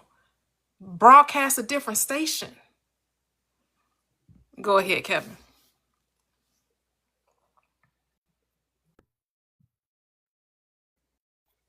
Oh, I thought you weren't. Oh, Yeah, I thought you unmuted. I thought you.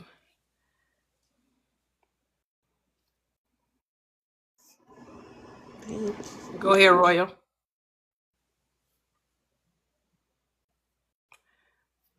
Royal, did you have something to say? Nah, a phone call came through, so I think it unmuted me. My bad. Oh, okay. Uh, What about you, Key? Yeah, this time I did. Okay. I was cracking up because someone in the comments, they asked, how did it unfold for you? What were the dates and the times? and I was cracking up. I was like, no dates and time. like, what was the dates and the times that it unfolded? But Wisdom Speaks, I don't know, he or she didn't take the bait. They were like, you don't need to know when, you only need to know what. And I was like, ooh, clock it. Because the time is always now, right? It happened now. Assumption only exists now, right? So you assume the state now, and everything adjusts now, and it happens in the most natural and inevitable way. And effort isn't quote unquote wrong, right? Because people like choose. Some people like to struggle, strive, perform, I'm like, do your big one, right? If you want to have a struggle party, I'll come and just, watch and enjoy the show. I know, right? And I had to have to stop myself from trying to, talk people off the struggle bus, because that's where they feel comfortable. But even for me, sometimes, I exude effort, and that signals to me, oh, my identity hasn't caught up yet. Whenever I feel myself displaying it, I know that I haven't fully embodied the state. And as you said, like, you can't fully inhabit two states at the same, time. So like, maybe it's just some old conditioning echoing from my past. But you said it, and Gigi has said it too. That's okay. You can always repent and revise. It's just unfinished embodiment. And I know I'm in the middle of becoming. I can reselect my identity. It's like putting on an outfit and you don't like the way it fits. So then you go in a closet and you just get another one. Yeah. You get another outfit. Try on another one. And another one. Well, yep. I mean, here's the thing when it comes to the identity that you have chosen, and it doesn't fit. It's like a new pair of leather shoes. Sometimes they have to be worked into, right? Because leather is tight initially until you really work in those shoes, until you wear it a few times. So with the new state, you're going to have to keep putting it on until what? It feels natural, until it feels comfortable. Because here's the thing, you keep changing your state every time it don't feel right, you'll never actualize it. So keep putting on the new state if that's who you truly say that you are. Now, if you're just trying on states, okay. If you're trying to see what fits, what works, that's a way too. Like he said, hey, you trying on different states and you trying to see what fits, what works, what feels natural. Yeah, keep going on the closet and trying on new different things. But if you find the perfect fit and it feels unnatural to you, now you have to keep Work now, you have to keep rehearsing that state. Now you have to keep trying that outfit on until it becomes your nature, until it stops feeling weird and unnatural. You know, because some people go into Neiman Marcus and put on a $2,000 pair of shoes, and it don't, the shoe fits, but it don't feel comfortable. It feel like I'm not supposed to, this $2,000, huh? I don't, this feels unnatural to me. Well then, okay, put the shoe back. Maybe about a month, go back to Neiman Marcus and try that shoe on again. Go back. You don't have to physically go there. You can do it mentally. But whatever floats your boat.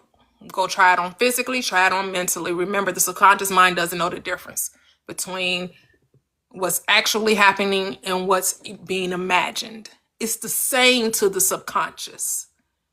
The subconscious isn't differentiating between you imagine putting the shoe on or that you actually put the shoe on. It's the same. So just like you can right now smell a lemon, because you know what a lemon looks like, you know what it tastes like, you know what it feels like, you know what it smells like. So in your mind, where imagination rules is king, it doesn't know the difference between you imagining a lemon or you're actually holding the lemon objectively. It doesn't know the difference. But subjection wins. It rules. Because consciousness is the only reality. Your imagination is the only thing that's real. It's the only thing that's true. And then it becomes something you can see, taste, touch, smell, hear. Then it becomes physical. It becomes objective. So play with it. Go ahead, Gigi. Absolutely. Words are energy. So if you're saying something new to yourself for the first time, I call it the jolt. But that's okay. I'll be like, jolt away. You're accepting this regardless. And I'll just keep going. It's like a new exercise. You know, the first time you do your 100 sit-ups, first day. The second day, your stomach and your body is saying, really? So you go ahead and you do it again. The third day might feel again a little tightness or whatever. You do it again. And the more you do it, it becomes easy. So then 100 sit-ups after a while becomes super easy. Then you go to 150. Then you go to 200. So that's all you're doing. You're just repeating the being.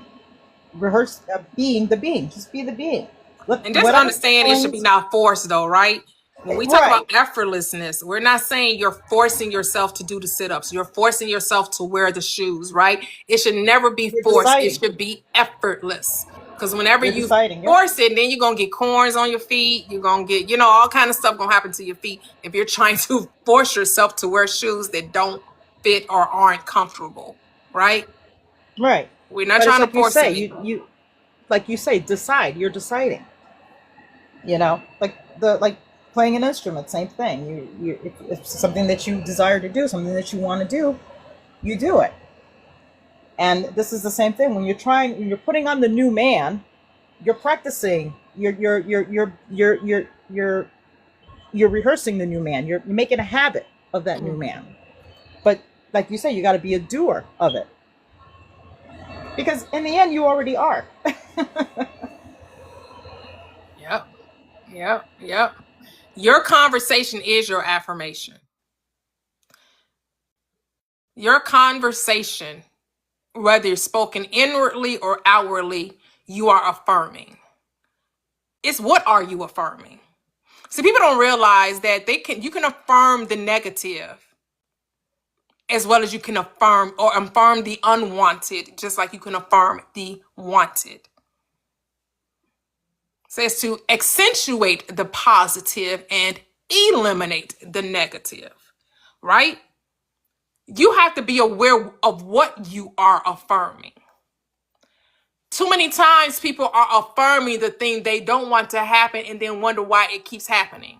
Because you keep giving your attention to the thing that you don't want to take place by what? Talking about it.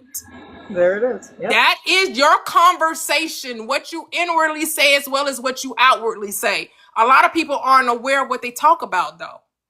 This is why Neville Goddard says you got to do an uncritical assessment of the conversations that you have with yourself and with other people. Pay attention when you get to work and you got a water cooler, or you're in the breakfast room or in the break room, not breakfast room, the break room, or you're on lunch, or you're out smoking on your cigarette break. What is your conversation with your coworkers? When people start talking about relationships, what do you have to add to the conversation? When people start talking about what's going on in politics and the government and what's happening on the news and what's happening on the internet streets, what do you talk about? When people talk about money, what do you add to the conversation? Because that's your affirmation. That's your dwelling place.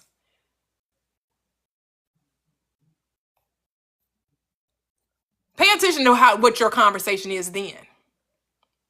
That tells you who you are. Because you can get up in the morning and look in the mirror and say, I am abundant, I am abundant, I am abundant, and then get to work. Somebody's talking about, girl, did you see how much those prices on there, on them eggs? Like, girl, I know, right? Man, them eggs, I can't believe they charging. What? I just thought that we said we were abundant. Stood 5-10 minutes in the mirror, looking at yourself eye to eye in the mirror, talking about how abundant you are. But as soon as you got to work and somebody got to talking about money, you joined in on the conversation talking about, yup, girl, I don't know what I'm going to do. I don't know why. They don't even pay us enough for all this. Oh, my goodness. You see those end of year reviews? They only want to give us 0.5%. That ain't enough. Yeah, that's double-minded. That's affirming the state that you don't want to be. That's the old state you're reaffirming. You're reaffirming the old state. See how your affirmation is your confirmation? Or your conversation is your affirmation? Well, actually, your affirmation is your confirmation as well. Your affirmation is your confirmation as well. But what I was meaning to say is that your conversation is your affirmation. But both are true. Both are true.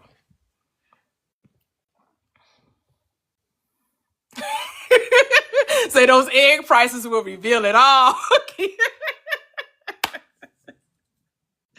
Oh, you talking about you have a healthy body, but every time you talk about your body, you're complaining about aches and pains. Oh my goodness, when they, I'm over this age. Oh, my eyesight going, my back going in. Everybody and people, and I have friends that would joke about their bodily functions as though it's cute to complain about how the body isn't up to par anymore.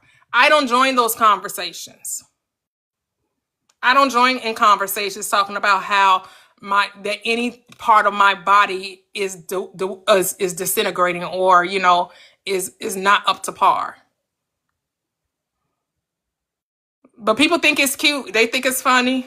Oh, my mind, girl, your mind, when you get a certain age, your mind's like, oh, your eyes get weak. Or, the bones just ain't the same. Metabolism slows down. Or, just the things you don't want to happen is the very thing you consent to. Remember that chapter? And I love how Key brought that out about consenting. What are you consenting to? Well, you're consenting to the health goes down. I can't even think of the word I want to use because that's not go down. That's not the word I want to use. But I'm having a brain fart right now. But Deteriorate. Yep, that's it. Deteriorating. Thank you. That's it. Thank you, Key. Yep. Deteriorating. Yes. Why would you talk like that if that's not what you want to experience? Because what you think about, you bring about. You see 70, 80, 90-year-olds' body is tea. 70 don't look the way 70. These 70-year-olds, have you seen Oprah? Have you seen that? Have you seen, what's her name? Angela Bassett? Mm-hmm. And Yana Van Zant? 70 don't look the same no more. 70 is the new 40.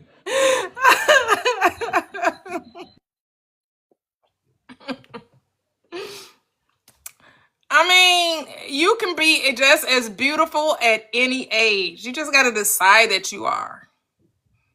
All things are possible. You just got to stop claiming things you don't want to happen and stop giving your energy and your attention, because your attention is the sap, is the energizer bunny, is the resurrection. Your attention is what brings. That's why the script says, the word that I speak, they are spirit and they are life. Your word is the resurrection, is the life giver. Your words, your thoughts are things. And who are the things? The things are, that's the noun. What are the noun? People, person, places, and ideas, right? We learned that. That's what a noun is. Right? It's the things, it's the people, it's the places, and the ideas. That's what your thoughts are.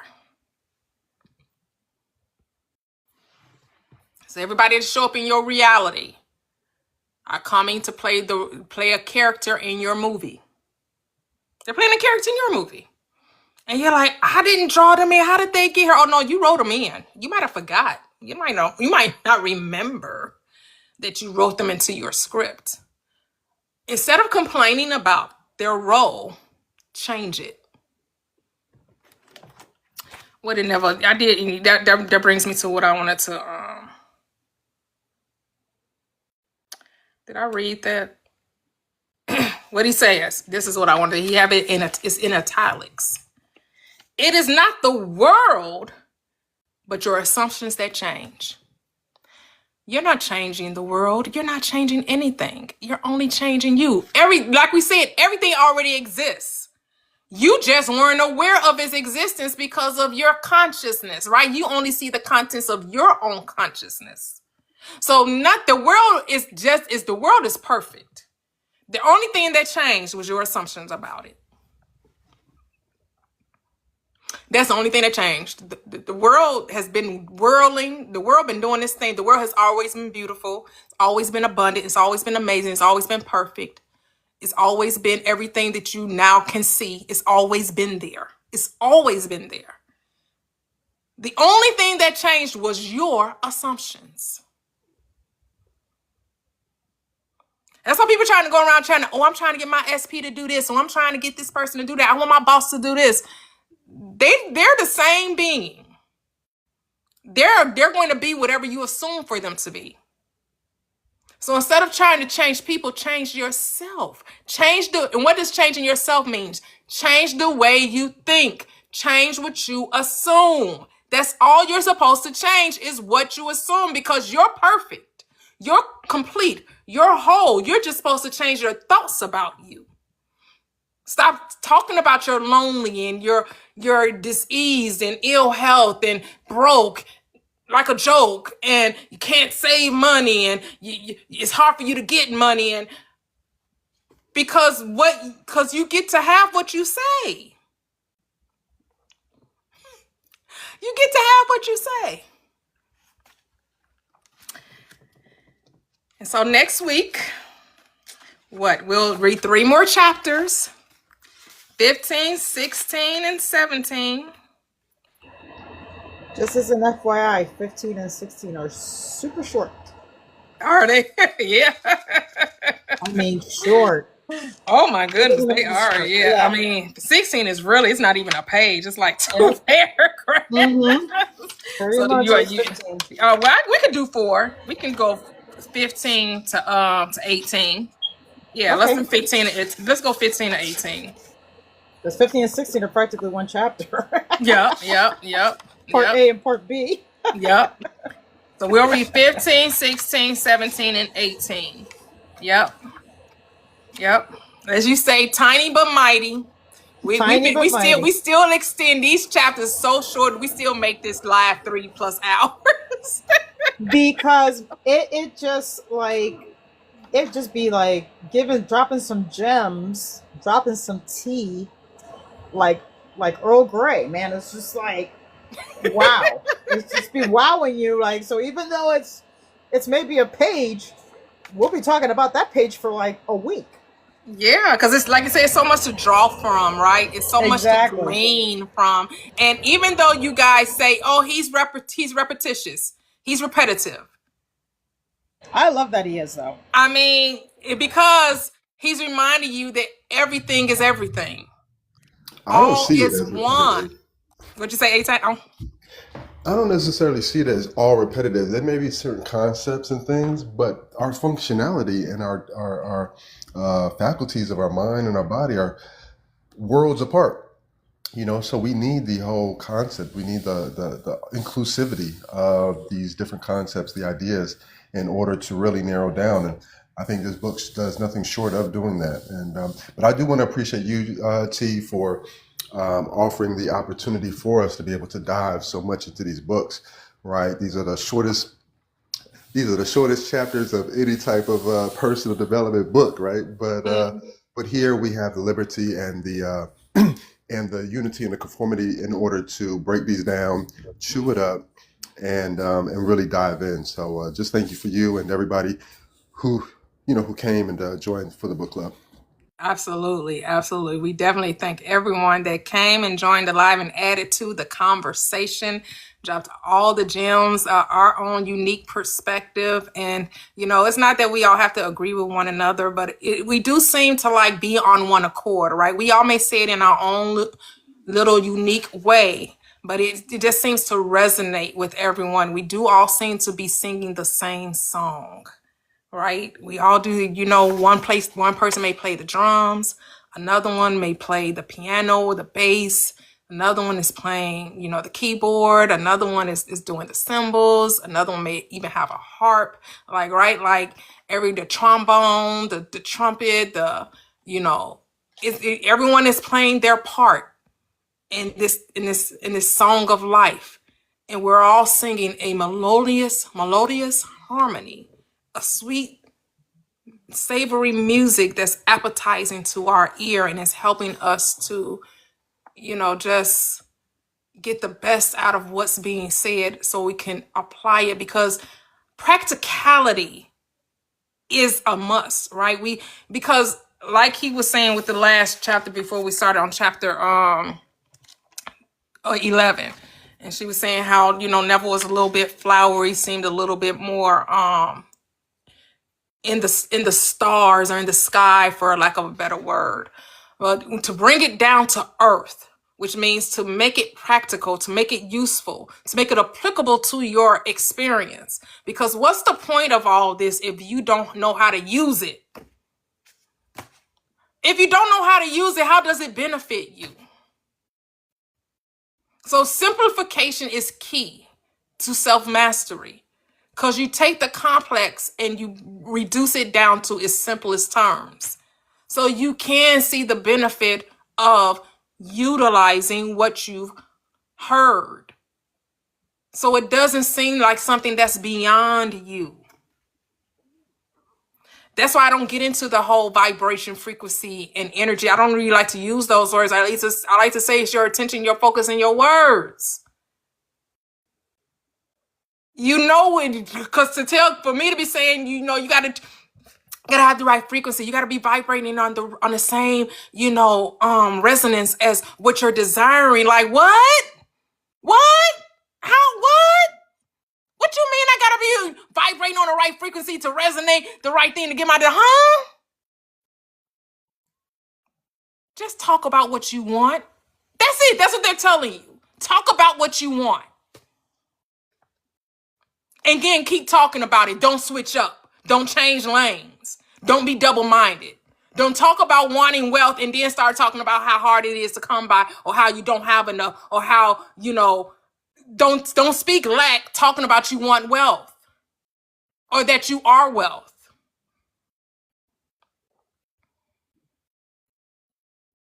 Oh, hey neighbor. Thank you.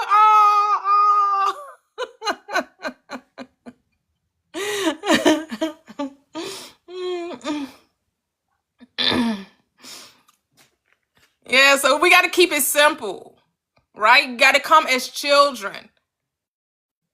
You got to keep it simple. Kiss. Keep it super simple.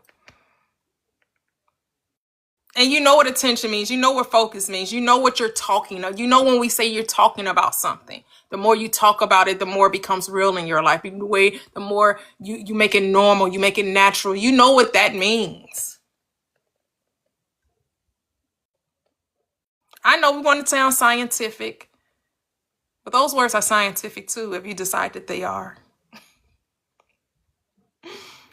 You're the law of your own experience. But if you need, but I know some people are like, no, I like then that's okay too, right? It's okay because this is Burger King. You do get to have it your way. You really do.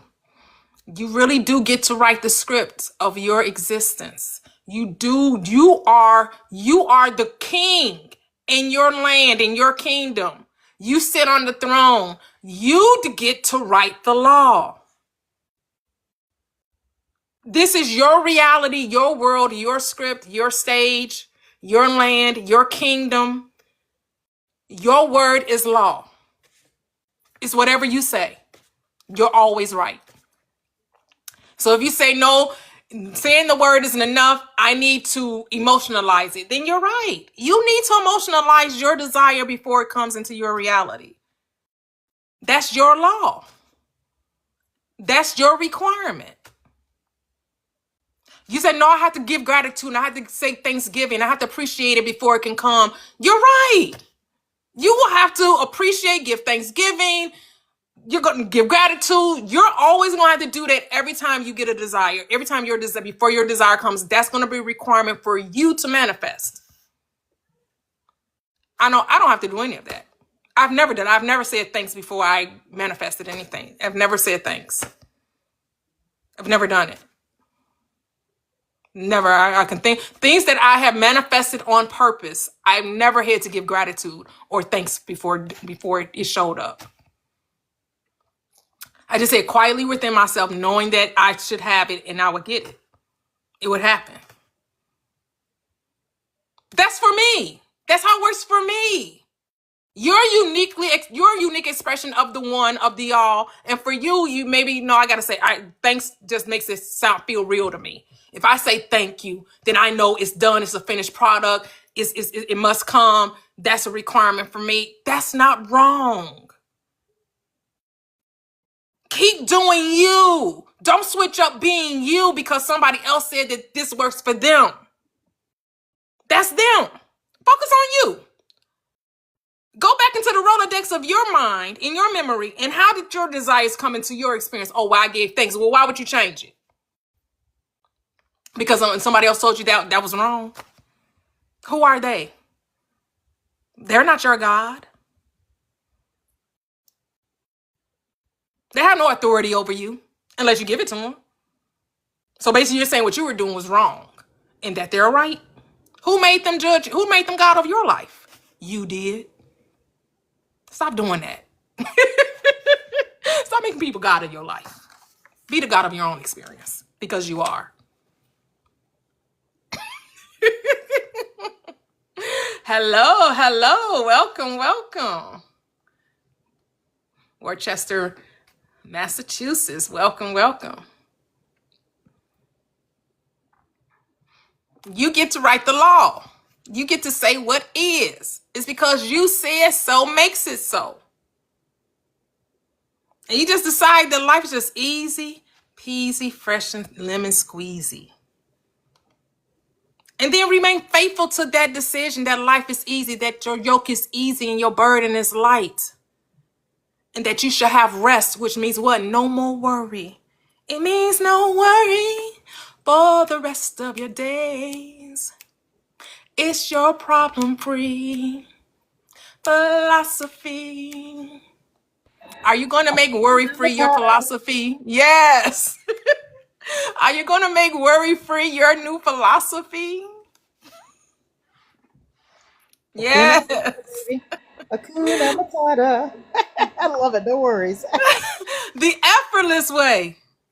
What did the other guy, I know Gigi know, what was his name? Don't worry. Be happy. Be happy. Yep.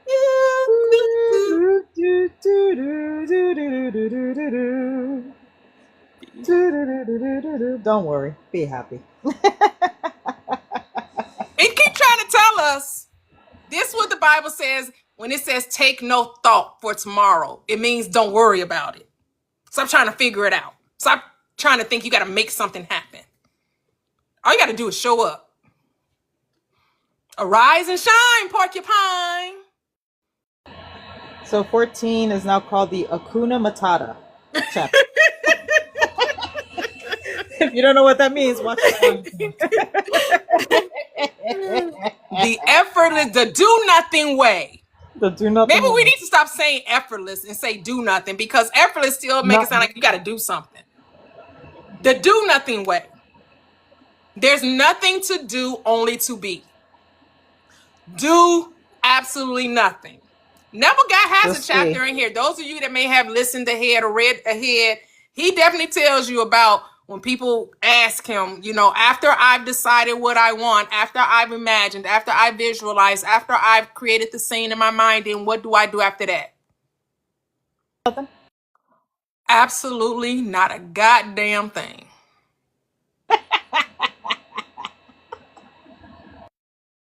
Go on your merry way and be in peace, knowing that it's already done. Knowing, being still and knowing that I am. Not I'm trying to be, not I'm going to be, not I'm becoming. I am. Operate from the state of I am. Since I am this. And now let your mind go there. Well, since I am this, what does life look like now? Since I have this amount of money, since I'm living in this house, since I'm driving this car, since I have this company, since I'm, you know, touching hearts across the world, since I'm doing this, what does that look like? What is the feedback loop giving me? What is my world showing me? Because I'm this, my world must confirm it. So Neville says, well, create a scene. Is it necessary? No, this is a suggestion by him. It's not a requirement. It's just a suggestion. And if it feels natural for you to do so, then do so, because it should again be effortless. Don't be trying too hard. No try-hards over here. If you decide, since I'm this, what will my family be saying now that I have this money? Or now I'm living in this house, or now I'm traveling the world, or now my company is a billion-dollar company or a multi-million-dollar company, or now that I have several properties, or now that, or I'm deciding I'm gonna take my whole family, my cousins, my aunts, everybody, they going on the trip with me, and we gon' I got enough money, I can rent out a yacht that's gonna hold 50 people, or I'm gonna say we're going on a family vacation and it's all on me. They don't got to do, all they got to do is book their vacation. And what does that look like? Let your mind go there, because it already exists. You're basically creating a memory of the future and making it what? Your present moment. Because I go to prepare a place for you, and if I go and prepare a place for you, I will come again and receive you unto myself, that where I am, there you also shall be or will be. Let the mind go and prepare the place. Because wherever the mind goes, the body must follow.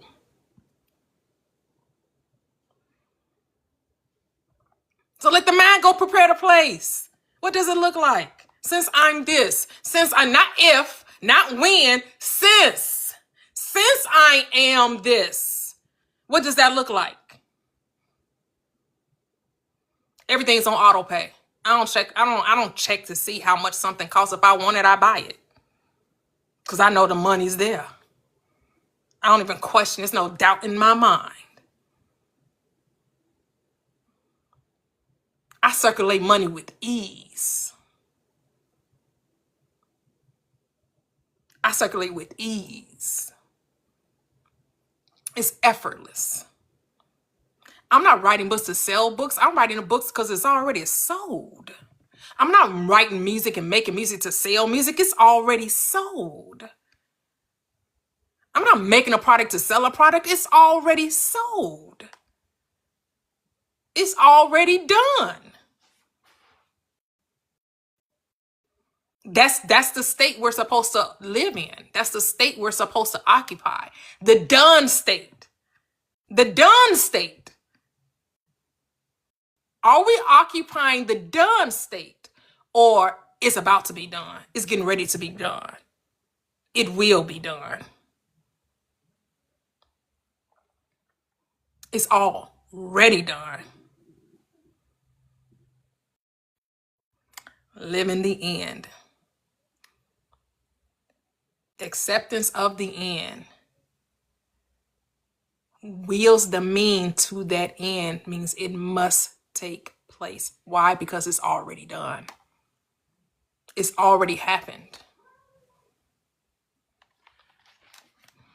And so those of you wanting to teach this truth to your children, to your young people, go grab my books. The link tree is in my bio. It is based off the recipe for life, the 4 steps to manifesting, Mark 11:24 and Matthew 21:22. That says, therefore I say to you, whatever you desire when you pray, believe you received it and you shall have it. You will see that theme throughout all 3 books. The recipe for a radiant life, the recipe for a wonderful life, and the art of revision, Grandpa Alex's secret ingredient, which is acceptance. Your secret ingredient is acceptance. Neville Goddard calls it assumption. Dr. Joseph Murphy calls it belief. Reverend Ike calls it the science of living. What do you call it? I call it the law of I am, the law of being. It doesn't matter what you call it. Just be it. Just apply it. The name, a rose by any other name would smell just as sweet. So it doesn't matter what name you call it. It's all saying the same thing. I call it belief, you call it knowing. We're saying the same thing. I call it acceptance, you call it assumption. We're saying the same thing. I say attention, you call it energy. I say focus, you call it vibration. I say word, you say,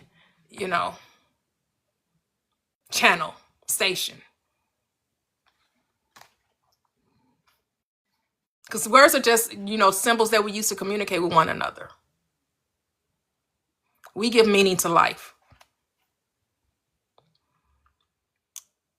All right, because I could say bad and mean good. All right? Because I'm bad. You know it. I'm bad. All the rappers know when I enter the center, they say, yo, there she goes. Yep. It's whatever you say. It's what you mean by what you say. And only you know. No man knows the spirit of a man except what? The spirit of that man. I can't tell you what you think, but what you cannot fool yourself. Be not deceived. Be not deceived. God is not mocked. You can't deceive yourself. You can deceive me all day long. You say, oh, yeah, I believe you. I accept everything you're saying. Yeah, I know. Oh, my goodness, this sounds so true. This sounds so... You may honor me with your lips, but your heart may be far from me. You may be saying that you know it, that you accept it, that is true, but it ain't made its way into the heart of the matter. It hasn't become your reality. Stop trying to look good and just be it. To me, people like appearances. They want to look like they're wealthy instead of being wealthy. I'm not worried about what another motherfucker think about how much money I get. Because guess what they can't do? Spend it. So I can care less if you think I have money, I don't have money. Like, that's really neither here nor there because you can't spend my money.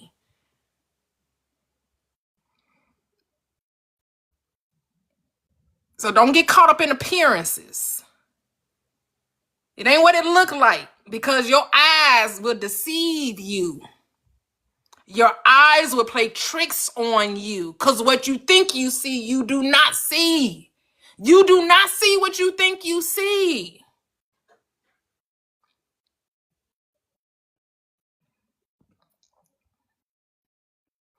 Mm-mm.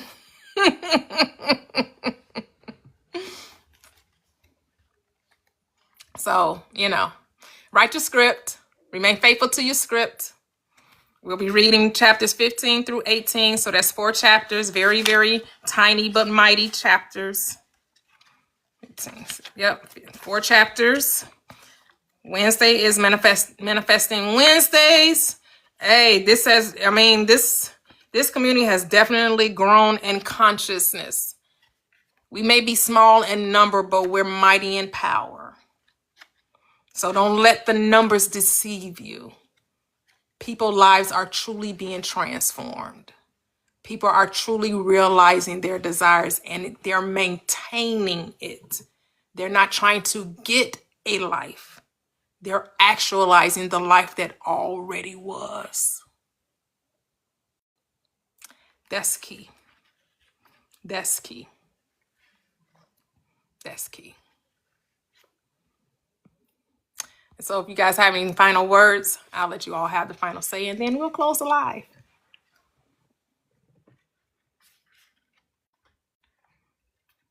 Just want to say thank y'all. Everybody did a great job, and I'll see y'all next week. Yes, thank you. Thank you. See everybody next week. Really enjoyed today. Yes. Yeah, I just want to say thank you too. I appreciated what everyone had to share. And when you were talking about alchemizing, I just feel like we're all alchemizing. We're all alchemizing together. So I really appreciate it. Thank you. Yes, me too. Yes, thank everyone for joining, for participating in the chat and in the comments. And spread the word. Spread the word. Yeah, don't keep this to yourself. Like, was it Jeremiah? It's like fire shut up in my That's bones. Jeremiah. I, Yep, I that's can't keep Jeremiah. this to myself. Yeah. How you gonna keep this treasure that you have hidden in earthen vessels to yourself? Share if you care. Go ahead, Gigi. Yes. Thank you everybody for joining. Everybody shared some really good gems. And like I said, we're all perfect. We're all perfectly made. And have fun with this. By all means, do this. Have fun with it. From the smallest to the biggest, just have fun with it. It's gonna amaze you. And speak the word, like Dusty says. Just speak the word, and be faithful to it, and persist with it. And it already exists. Yes. You already have it. I need you to learn the hook to that song Golden. We're going up, up, up. It's our moment. I don't. Oh Yeah. no, I You know rather what I'm talking sing about? mine. Oh, I okay. rather sing. What is it? Don't be afraid to try. You can do anything at all. Oh my god, I forgot to lyrics to my own song. What the hell? It'll come back to you. It'll come back to you. Just you believe and thrive. You can do anything at all. Song's called Anything. Oh, nice, nice. Love it. Yep. Love it. Love it. Love it. Go ahead, A-Town. Then Latoxic. Latoxic has joined us. Go ahead, A-Town. If you had anything to say, I don't know if you did. Can y'all hear me? Yes, we can hear you now. Okay, yeah. No, just want to shout out everybody in the comments. Thank you very much for your participation, your engagement. Thank you for everybody for the likes and the gifts. You know what I'm saying? We definitely appreciate that. And for everybody on the panel, great share, great input. And like Toya said, this is what we live in, you know what I'm saying? So, at any chance that you're able to, have a difference of or needing some type of help or support, you know what I'm saying, come back. You know, we'll be here next week. Also, get the book in the join the book club every Saturday until we finish the book. 10 a.m. Central, or 11, Yeah. yeah, 10 a.m. Central, 11 Eastern, and also I think Sway said she wasn't able to Facebook link maybe. So in her bio, go to here. The link tree. Yeah, go to the link tree in my bio, and you should be able to see the Facebook group, Prosperous Living with Toya. Exactly. And then welcome, you know, yeah, we got some other people in the book club. So welcome Nice. all. Welcome all. So yeah, absolutely. We welcome that. And yeah, shout out to everybody. You know, salute to you, Toya, Cisco, you know, and Latoxic, you know what I'm saying, representing. And we get it done. Yes, yes. And I want to, yes, Latoxic. I have my Ma's A-Town, Latoxic. Latoxic be doing, she be over there being my mod for on YouTube as well. So I really, really appreciate her and navigating both platforms. Thank you so much. Go ahead, Latoxic. Oh, no problem at all. It is a delight. Well, what I came up here for already happened. I was gonna come up here and try to get us 150K likes, and by the time I'm here, it's already been done. So look at that manifestation. Woo! Already Anyways, done. it's all good. I love this live per usual. Chapter 14 was also my favorite chapter. I was just doing other things and stuff like that, so I was trying to listen. But lovely as always. Beautiful, beautiful, beautiful. All right, guys. Catch you guys Wednesdays. Come back, Manifesting Wednesdays. We're going to keep the train going down the right track. Let's go. Get on board to the great. What was that? Get on. Can I also say one last thing? Sure, go ahead. So the book, if you're new to the book club, even if you have to jump in where we're going to be doing chapters 15 through 19, I believe, next week. 18. So their chapters are so short that you don't need to have read from the beginning to read from here on. They're pretty independent of each other. So don't feel like if you're jumping in at this point that you can't still participate. You can always just jump in at any point. They're very, very short chapters and they're kind of like independent lectures. So just wanted to just point that out. Yes, yes. And you can listen to the audio too. Find it on YouTube, The Power of Awareness by Neville Goddard. There are many, many, you know, I guess the word alliterations. I think that's the word of. I can't remember the word, but yeah, I know what you're saying. Yeah. There's lots of versions. No, they're like, that's it. Versions. That's the easier word. That word does not come to my mind. Right. A lot of different versions of the book. Yes, it's like there's a version of iterations. Voice, Thank you. iterations. Yeah. Thank you. That's Narrations. Yeah. Iterations. Both work. There's one for Neville in his voice is saying it. Toya also has a version of herself reading it on her YouTube. That's Prosperous Living with Toya, the whole name, on YouTube. So definitely check that out. Join her channel also so that you can listen to Manifestation Wednesdays once they become like member only. So it's very, very, very inexpensive for so much value. And so if you're in between whatever, Thursday, Friday, Saturday, or whatever it is, when, she's not going live, you can listen to those old lives and just get so much joy out of them. So just enjoy it. They're so inexpensive. It's just supporting Toya and for the time that she puts in into, giving back into the world, and her and the way that she's giving back is giving to her, I think, hopefully. So definitely just try to support her as much as you can. She has those books that she made, which are amazing, in her bio. They're for kids. So if you want to start introducing younger people to the ideas of law of assumption and manifestation, please support her in that way. She also has merch. So check out the merch. All of the links are in the bio. Not to mention the ebooks. So there's a lot going on to support her and support her channel. And she's on Instagram too. So definitely connect in all ways so we can support Yeah. her, because this is not a small time commitment that she's giving. So I just wanted to say that. Yep. Thank you. Yep, I did. Yeah, I have t-shirts that say you only have one job. One job, the joy of being. It's already done. And fall in love with you, and they will too. So yes, go check out the merch. Go check them out. Check them out. I got some little videos showing, the merch that I have. So yep, check it out. Buy you one. Represent. Remind yourself of who you are, and the purpose of living in is to be whatever you want to be. So.